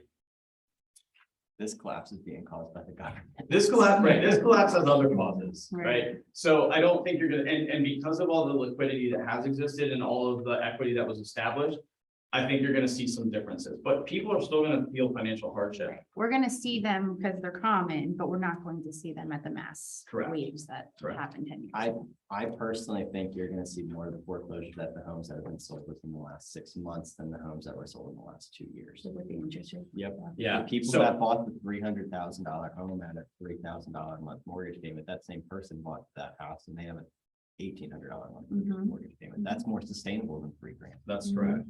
I've been seeing people who aren't have equity, but they can't make their payments. Right. Like, that's what I've been saying. Mhm. And So then- then they can't buy another house because they have no credit or shitty credit. And they have no money. But Yeah. They're losing their house at the same time that has $50,000 equity. So the cycle will naturally happen. It's like, there will be some. Mhm. So the reason that my text on this picture is to the left is because I really wanted to put the graph of on page 226 or the cycle on page 226 in there. I could not find it, so I never put the slide.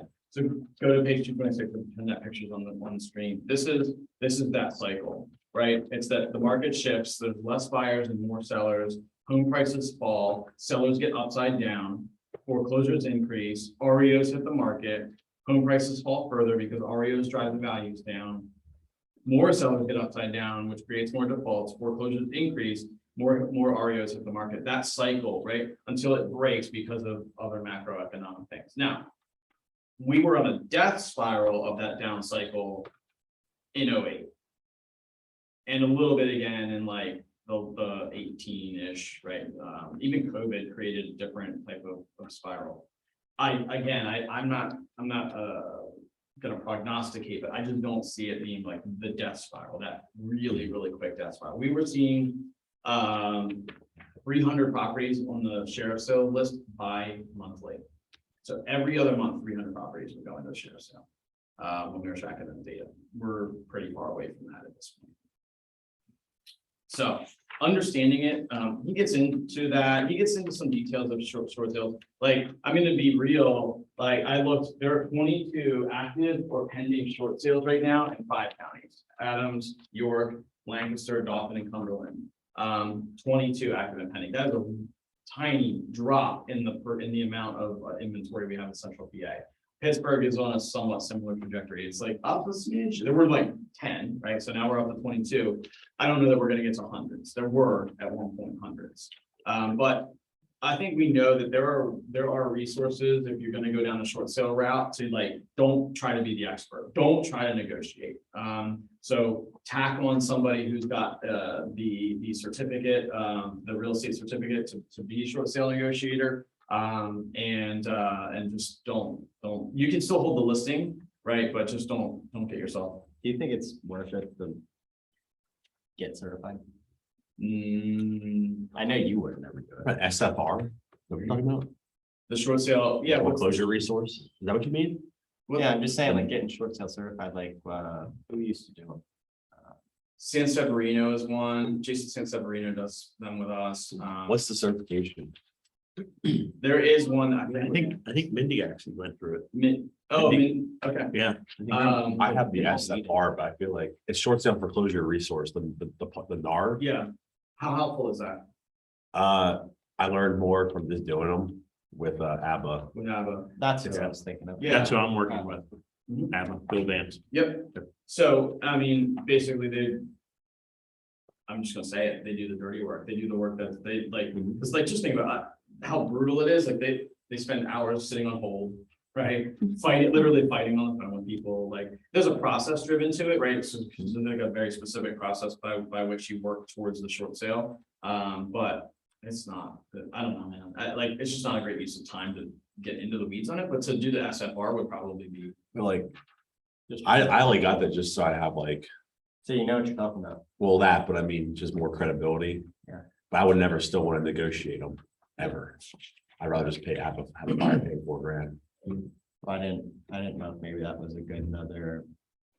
Something that I think getting KW could offer an in-house. And that's not a bad idea. We could do an investor or like bank-owned workshop here. Like you have Honest Home, you have us, like those people that can help have real conversations about. Well, I'm saying like another, That's cool, no. So I didn't go into detail on really the rest of tactic 11 there. Like it gets very granular about bank owned and foreclosure and short sale, REO, what's all that mean? Maybe like, what's the definition of REO? I guess that could be it. Real estate owned. Real estate owned. How does it become REO? I think it becomes REO when the bank takes it back to the asset manager. Right. Yeah. No, No. no, not No, sure. that's So it's actually, if we're doing like a little, rather than getting into the weeds of the book, we'll just do it by quiz. So what's the difference? Like, who's the seller in a short sale? The actual seller, Seller. owner, all the tax record. Who's the seller in an REO? Oh, I guess the bank.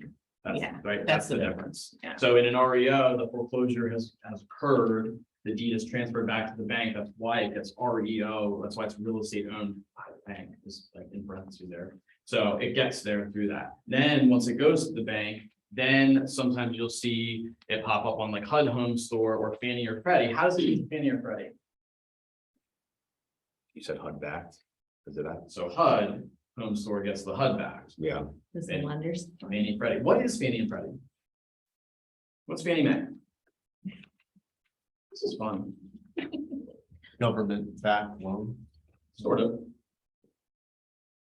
They provide, they basically provide a guarantee on the loan, right?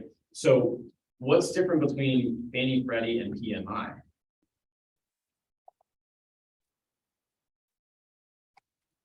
This is what you'll learn at SFR. So PMI is private mortgage insurance. Right, and Fannie What- and Freddie are the regulations they have to follow. Fannie and Freddie are government backed. So it's similar, right? But that's how that works. So in a situation where somebody forecloses, PMI pays who? The insurance is Lender. protecting who? It protects the lender. So the PMI will protect the lender and then either the lender themselves will get the property back or Fannie, Freddie or HUD if there's backing on the law, on the rest of the loss. That's where it starts to get real nuancy. It's just kind of good for you to know a little bit of who you're working with, right? And like, I see people say like, oh, the short sale, like, oh, so, so the bank's gonna be selling the property. No, short sale, the seller still owns the property, but we're just working with the bank to get the payoff low enough. That's the short, right? Whereas they go to HUD Home Store and it's like literally a motionless computer transaction, right? It's like eBay, or auction.com, sometimes gets into some of those pre-foreclosures where they'd rather use the auction style to create a bidding war through the auction to be able to get as much money for the property that they can because it's already heading into foreclosure.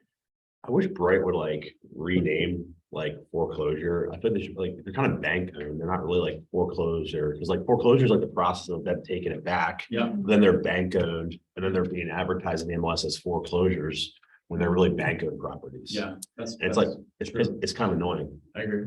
So Zillow probably wasn't at this place in 2008, but you know how they have pre-foreclosures and everyone sees them? Yep. Do you think that will be pretty accurate in this market now, 10, So- 12 years later? So Like, keeping how up is with- Zillow getting that? just by public records, I'm assuming who's not paying, Correct, public Yeah. records, but is your mortgage statement public record? I guess not. 30, 60, 90 day. 30, 60, Oh, 90 is it? day is where it starts. Yeah. So here's how that works. 30, 60, 90 day list is a list you're not gonna go buy this, but it's the credit reporting bureaus create lists that tell you that people are 30, 60, or 90 days delinquent on their mortgage. Once they hit 90 days, typically by the foreclosure clause in the mortgage, then they can start foreclosure proceedings. The first document that goes out at the point where the mortgage company says you're done is a list pendant. Okay. Okay. That's intent to file foreclosure. That's the at intent- 90 the intent. days. What's that? That's at 90 days? And it starts wherever, Oh. whenever the bank says we're sick of waiting. Okay. That, at that point, as those documents start to go, now it's public record, because really what foreclosure is a lawsuit. Right. A foreclosure is a lawsuit to collect on the mortgage and loan, right? Mortgage and the other document at closing. Why am I blanking? Note, the note is the promise to pay, and the Right. mortgage attaches the promise to pay to the real estate and gives them the right to sue you. That's the difference. The note is just the loan. Like I could do a private loan with you and we write a note. If Which we is why attach that note. to the Husband and mortgage. wife sign this, or someone just signs the note. Correct, yeah. So you see what I'm saying there? Okay. So it's just good for you to maybe dig into some of those things and be But prepared. but what I'm asking is with Zillow being, it's now been 15 years, and do you think they're gonna be more on top of that? stuff? They're gonna pull the public records regardless. Yeah, So I would.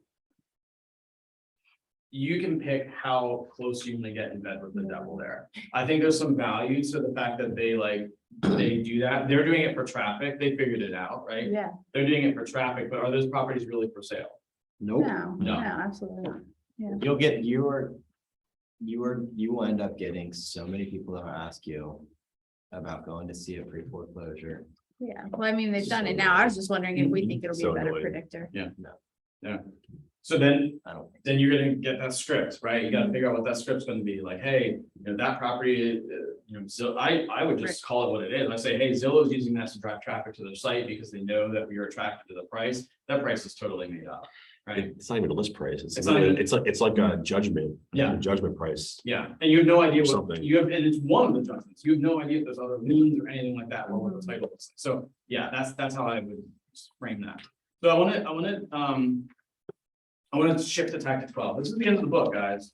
And I've talked about bulletproofing your transaction, I think every week, because I've been like kind of leading up to the fact that this is really, really critical. The list on page 61, I'm sorry, page 246, figure 61, this list can save your ass. Page 246, figure 61. It is literally this list. Issues, how things go wrong, and the solutions for those things. And I don't even think it's comprehensive. I think this is written far enough back that there probably are some other things that could come into play that would be potential issues. But when you're looking at buttoning up your process, and this is cool, and I'm glad that Megan's in the room, because from a TC perspective, we have been running off of this playbook since we built the TC company.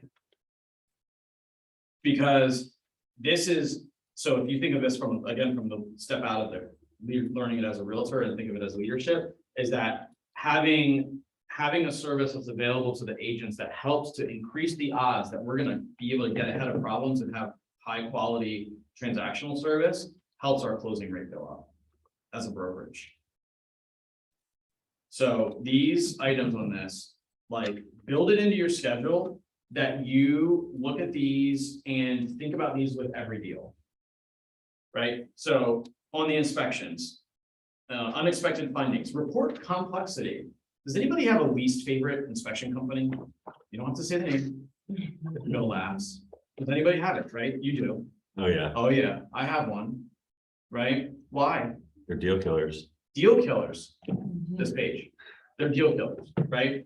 So when you see that, your antenna goes up. Maybe you go along, maybe you have a conversation with the buyer's agent, and you gotta be careful because we need to make sure that we're giving fairness and respect, right? But at the same time, it's like, hey, I just want to give you a heads up. I had an experience with these guys where they said that one of the light switch covers wasn't on, and they wrote it as a significant finding that the house was gonna burn down, right? Like, whatever your story was that happened. And the newborn mother, one of the newborn freaks out. Exactly. Doesn't want to buy the house. Yeah, you see it. The whole house is good. Go down to number 5. It's this one.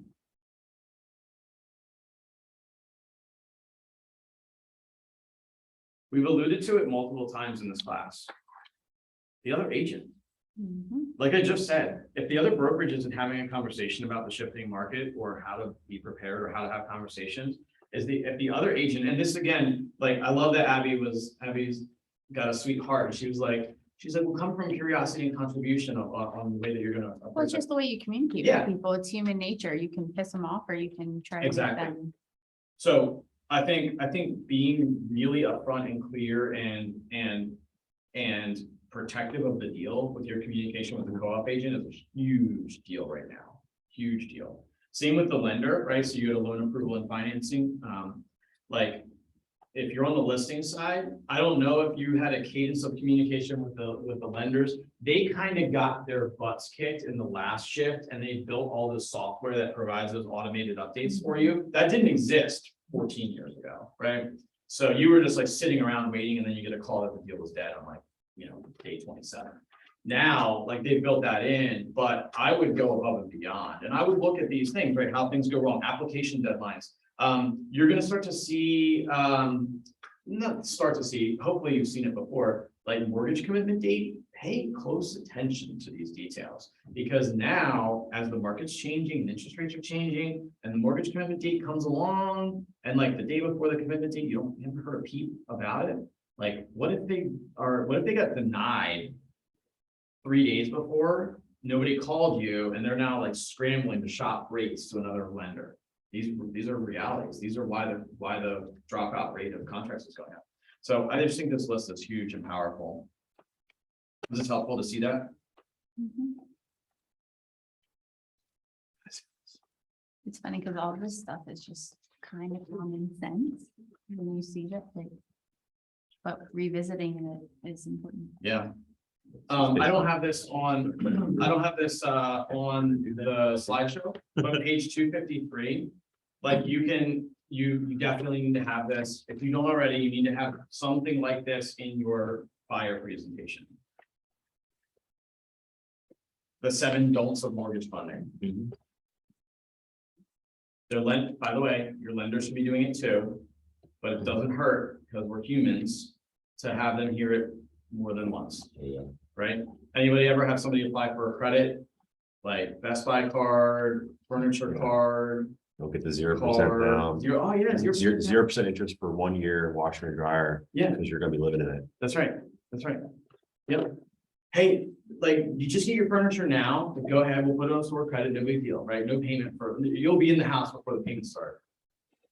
No, they won't, because you just got denied, right? I told one of my buddies he bought with another agent to go buy a new car. So. My Again, Porsche. that list is that, hey, while the interest rates are really low. You should go get a car. get a car. Yeah. I know you need a new truck. You I need love that. moving, go do that. So, in bulletproofing, it goes through each of those things, and I think that's, I think that it's a good read, but we're not gonna dive into it. So. Page 261, it says the two timeless strategies. There's really 2 things that you can do for bulletproofing. One aspect of it is proactive prevention, and the other aspect of it is early response to problems. Okay, so in proactive prevention, you're gonna be asking the question like, what do we want to achieve? What do we realistically need to think about? You're gonna be getting ahead of it, right? You're gonna be asking those types of questions. And you're gonna be comparing alternatives, right? So we just did like that deep dive on the finance an hour ago. Like, what if we tried this? I know that the offer's not working or whatever. What if we tried this? In early response, that's where you need constant communication and inspecting what you've expected, right? So early constant communication is what's going on, what is happening, and inspecting your expectations is asking, okay, has it actually occurred, right? Hey, the mortgage date is, or the commitment date is coming up on the 15th, right? Where are we on that? What is left outstanding? What will it take for you to get me that commitment on the 13th, right? You may not have needed to be quite so proactive before, but it's going to need to happen. And then problem solving.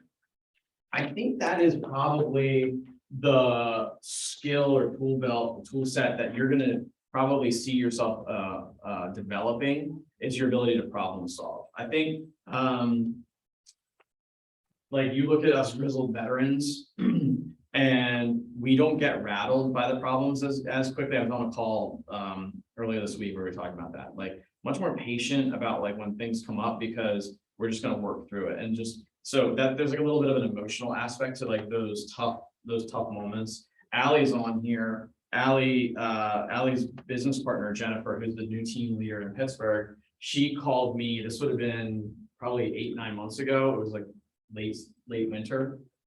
She called me like 10 o'clock at night, $1 million deal falling apart over like these things. And it's just like, you know, really, and I'll remember the call, mostly because it was at 10:30 at night. But I remember the call because she's seasoned, right? She's a mega agent. She left being a mega agent to become the team leader out there. And she said, I know I can work through the problems. I just needed to bounce it off of you, right? And so like, I think in Abby's case, and this is where I'm gonna call Abby and Allie out, in their cases, both of you guys are multi-million-dollar successful agents. Both of you reached out to me to bounce an idea off of something that was a little out of the norm. And I think we need to be okay with that. Like, have your network, your trusted people.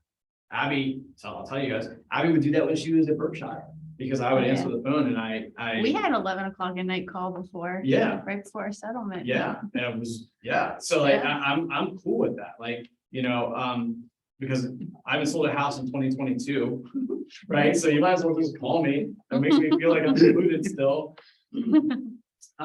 Yeah, because you know, 1,000+ transactions, and 1,000+ transactions means a lot of problems I've come across, or a lot of things I've seen that are out of the norm. So so have your trusted people. So I'm gonna call them both out. So Allie sent me an offer last night. Abby sent me an offer the night before. Both of them the same structure. Literally the exact same questions that they both had, which was, is this weird or is this okay? Right? Is that kind of what you were asking? Yeah, I mean, is this wordy for no reason, or is this normal in your world? Right. So I'm gonna let Allie explain hers and then you go. So Allie, what was yours? So it was what, from my just normal residential eyeballs and understanding, was a wholesale offer. And I don't have good experience with wholesalers here in Pittsburgh. And I don't understand all of the lingo and all of the terms. And so I needed someone who speaks that language and knows that world to just look at it and say, like, is this exactly what you said? Is this normal? Is this a standard wholesale offer? Is there any protection, you know, for my seller? Like, what does it, like, I read it, but what does it all mean? So what was the vulnerability that we found on yours?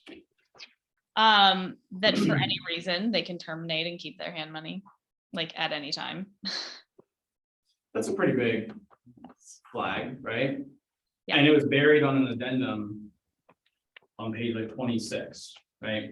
Mhm. I circled it in red I was like sitting on my couch watching the Caps get their butts kicked, and circled it in red and just sent it back. I said, this is the thing you need to watch.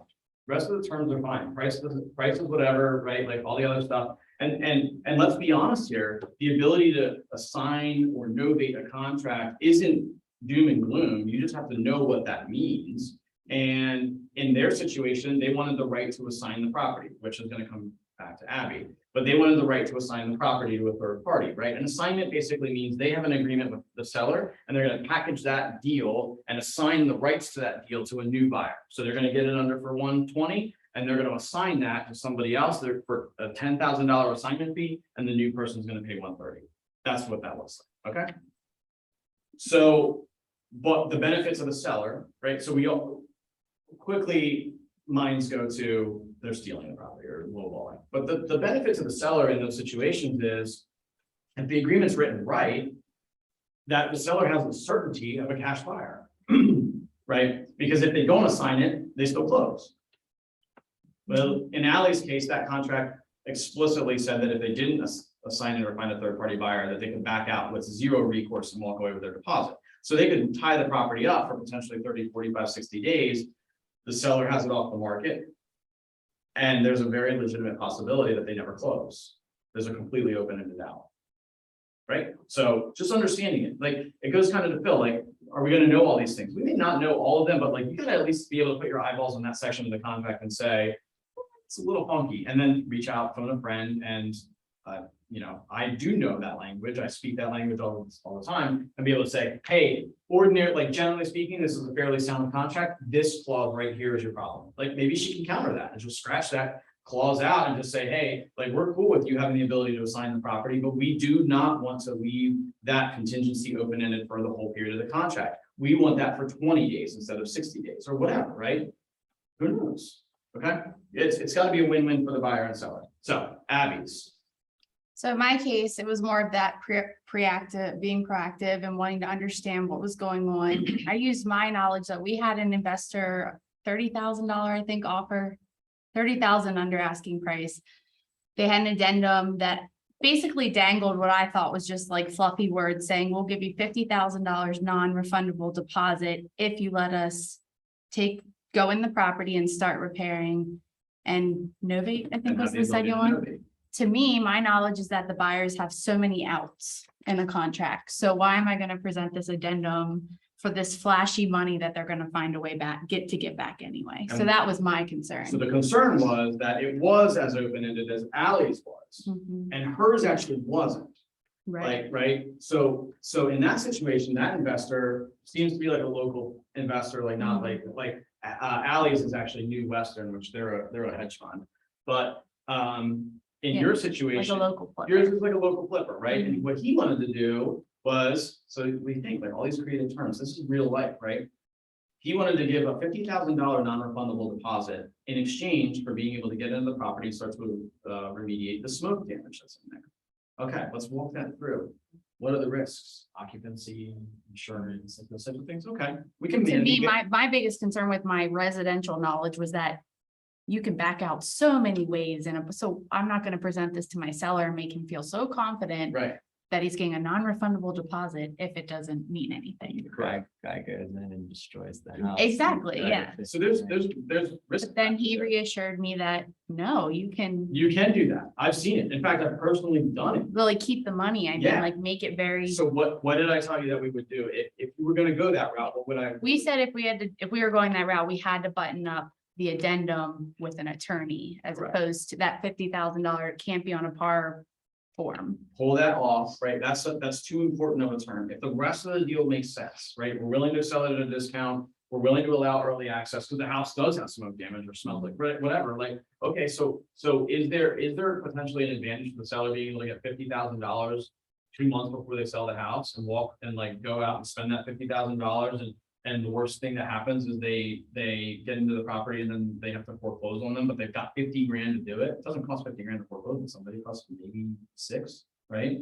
Right, so there's a potential win-win there, but the advice I gave Abby in that situation was, if you're gonna go that route, if the rest of the terms make sense and you need to button up that, which is your biggest fear is that they're gonna be able to walk away, then just move that portion to a separate addendum and lock that up with an attorney and make sure that that money is like clearly identified what that pathway would look like. The money comes out early and what happens if it defaults, I right? think the key is trusting your gut. Like, I knew that the buyers have a lot of rights in the contract, so the money was just a red flag to me. Like, this doesn't really mean a lot unless there's something Right, I'm missing, and that's where acknowledging you don't know this and calling someone who does. that's cool. So We didn't take that one. I know, and I don't. I got lucky and got something else. I don't know what Ally's decided to do with hers either, but like, not to get all into the weeds of that, but Ally shared that the seller and her deal, their financial situation has changed since they listed the property.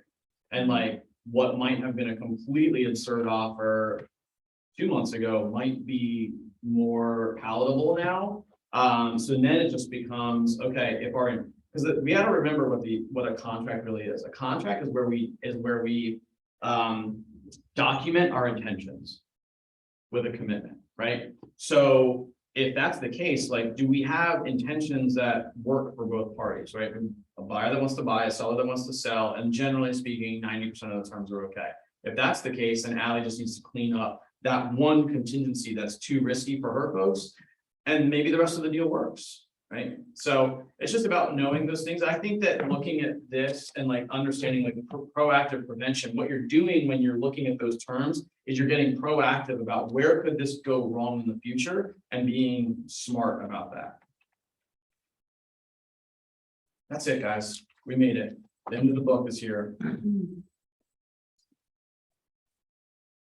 I love that. I do, but page 269, the one thing I'll say, just forewarned is forearmed. The ultimate control issue hasn't changed. You must get the transaction to and through closing. You'll do it as a fiduciary service to their clients, and frankly, you'll do it to get paid. The downshifting market just complicates the challenges and cranks up the pressure, right? Typically, fall throughs or do not closes can increase from under 5% in a normal seller's market to well over 25% in a shifted market. Why? 4 weeks ago, did I tell you to start watching the data? That's it, right? Because you're gonna start to see that shift. Anticipating problems and being proactive takes the step that will prevent anything from sabotaging the deal. Like I said before, if about all the other parts of this book are about making the money, this is about getting it and keeping it. If finding the motivated, getting to the table and creating urgency represent playing the offense in the game of real estate, then bulletproofing the transaction is about playing defense. Okay, so I love that it ends that on that, because that's where we get to shine as fiduciaries. That's where we get to, that's where our ability to problem solve and get ahead of things and our knowledge really comes into play, right? So, been a cool class. Hope you guys enjoyed it. It was fun to write and present it. I'd love to hear any ahas from week 1 through now, or I think for me, just the mindset change. When I started this, like I said, it was pretty low point in Yeah. my real estate career. This was the first time in 2 months that I hadn't settled a deal since I started. So, yeah, just mindset change. that's cool. Glad you kept coming back. I missed one. I know. You can watch it online. I hope I'm good. Not to do that. You should be happy you got me for free. I know, I am happy I got you for free, honestly. Like, I'm happy for everybody I got to see. I had shows. Any other thoughts or ahas here? Yeah, I mean, last week I had showings. I didn't make it, but I had a couple owner financing deals that came up, and the question came up. Like, I was talking with some other agents and they said, well, how are you going to get paid at closing? If the owner is financing at 100%, how are you going to get paid? Because the deal was for like a 5-year term. So, and I was like, well, yeah, okay. How do you get paid? I mean, at a closing, because they're not coming, because the seller is not getting his money up front. So he's not paying his listing agent. So I guess that's a question. How do you do that? Or even a partial financing deal where, That's a real question. I think you have the flexibility to figure that out.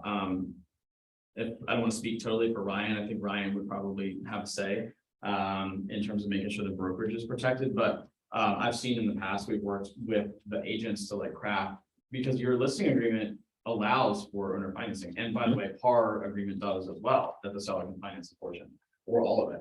So, you have to work that out with the seller. They've made the commitment to pay you based on you bringing a buyer with an acceptable offer. Doesn't say that it has to be an acceptable offer from Wells Fargo or mortgage or anything, right? So you just figure that out. I have seen in the past where on a partial cash out or a full owner finance where the seller will just pay the listing commission up front because and then they just sort it out with the buyer on the remainder. Actually, Megan probably remembers. Do you remember Calvary Church? Remember, it was a vacant old schoolhouse on Calvary Church Road in Wrightsville, which is like a little cut through road over there. Was that recently, the last couple of months? No, this would have been, maybe it resold because they were doing. There was a improvements, so- church, yeah, it's church out that way. That was. Yeah, so this was a one-room schoolhouse / church right on Calvary Church Road.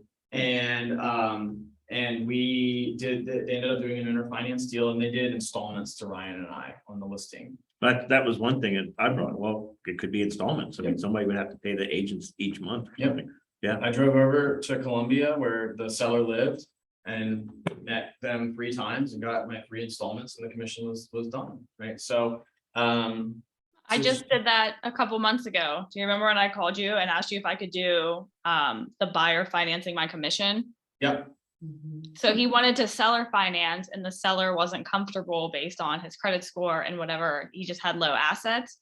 And I don't know, like for me personally, it was a good fit because I trusted this particular buyer. And so I financed the commission and he pays monthly. I meet him monthly and he pays my commission and it's held in our escrow until it's paid in full.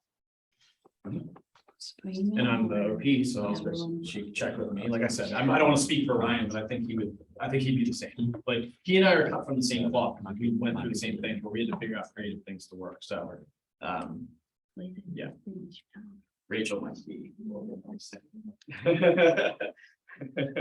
Any other ahas or questions? That was a good question, by the way. I do think if you can follow this, I think if you can stick to what everything that you've talked about, you have a good chance of this being the jump start to what holds in 3, 4, 5 years. Yeah, Like we talked about Rick Smith.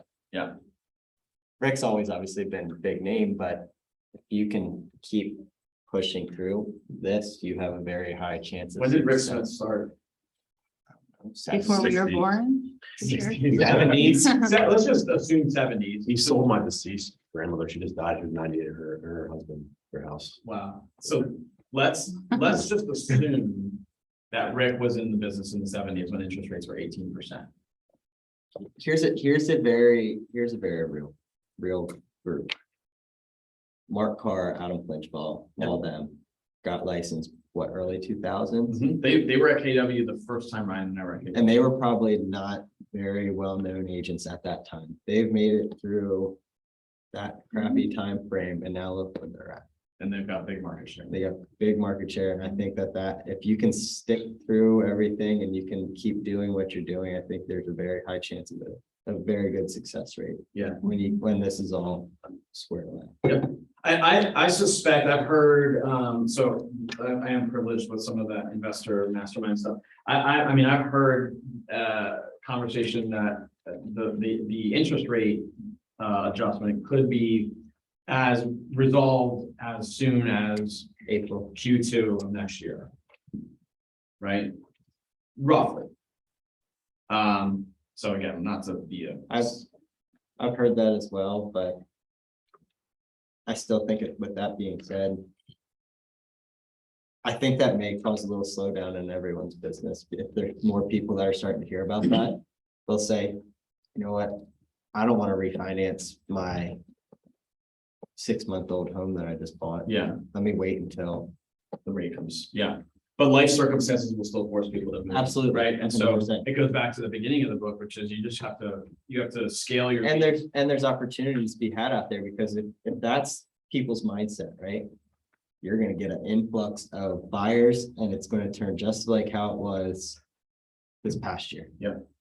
If you can buy now with maybe you're like fighting against 1 or 2 offers, better off doing that now than trying to come up with appraisal gap BS like he did a year ago. Yeah, well, there's another set of math that we could have done and I didn't do, but it's like, you could do the math. It would be interesting to do it if you have your blank sheet, you did the 100,000 with the $80,000 loan.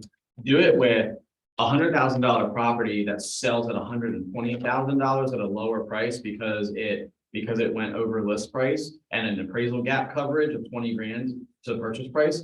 What the cash to close and monthly payment would be on that setup would actually not be so amazing, right? So we talked about the 35% drop that needs to happen for the same property, but how many properties were selling for 10 to 12% over list price? So that goes away, right? So you're really just selling for at face value instead of overpriced. It does start to trade off. I think what will happen is we'll see a 10% decrease. That's kind of We saw a 21% increase over 2 years, so. I think we could see a 10% decrease over the next couple months, try to help level out those prices, make payments affordable.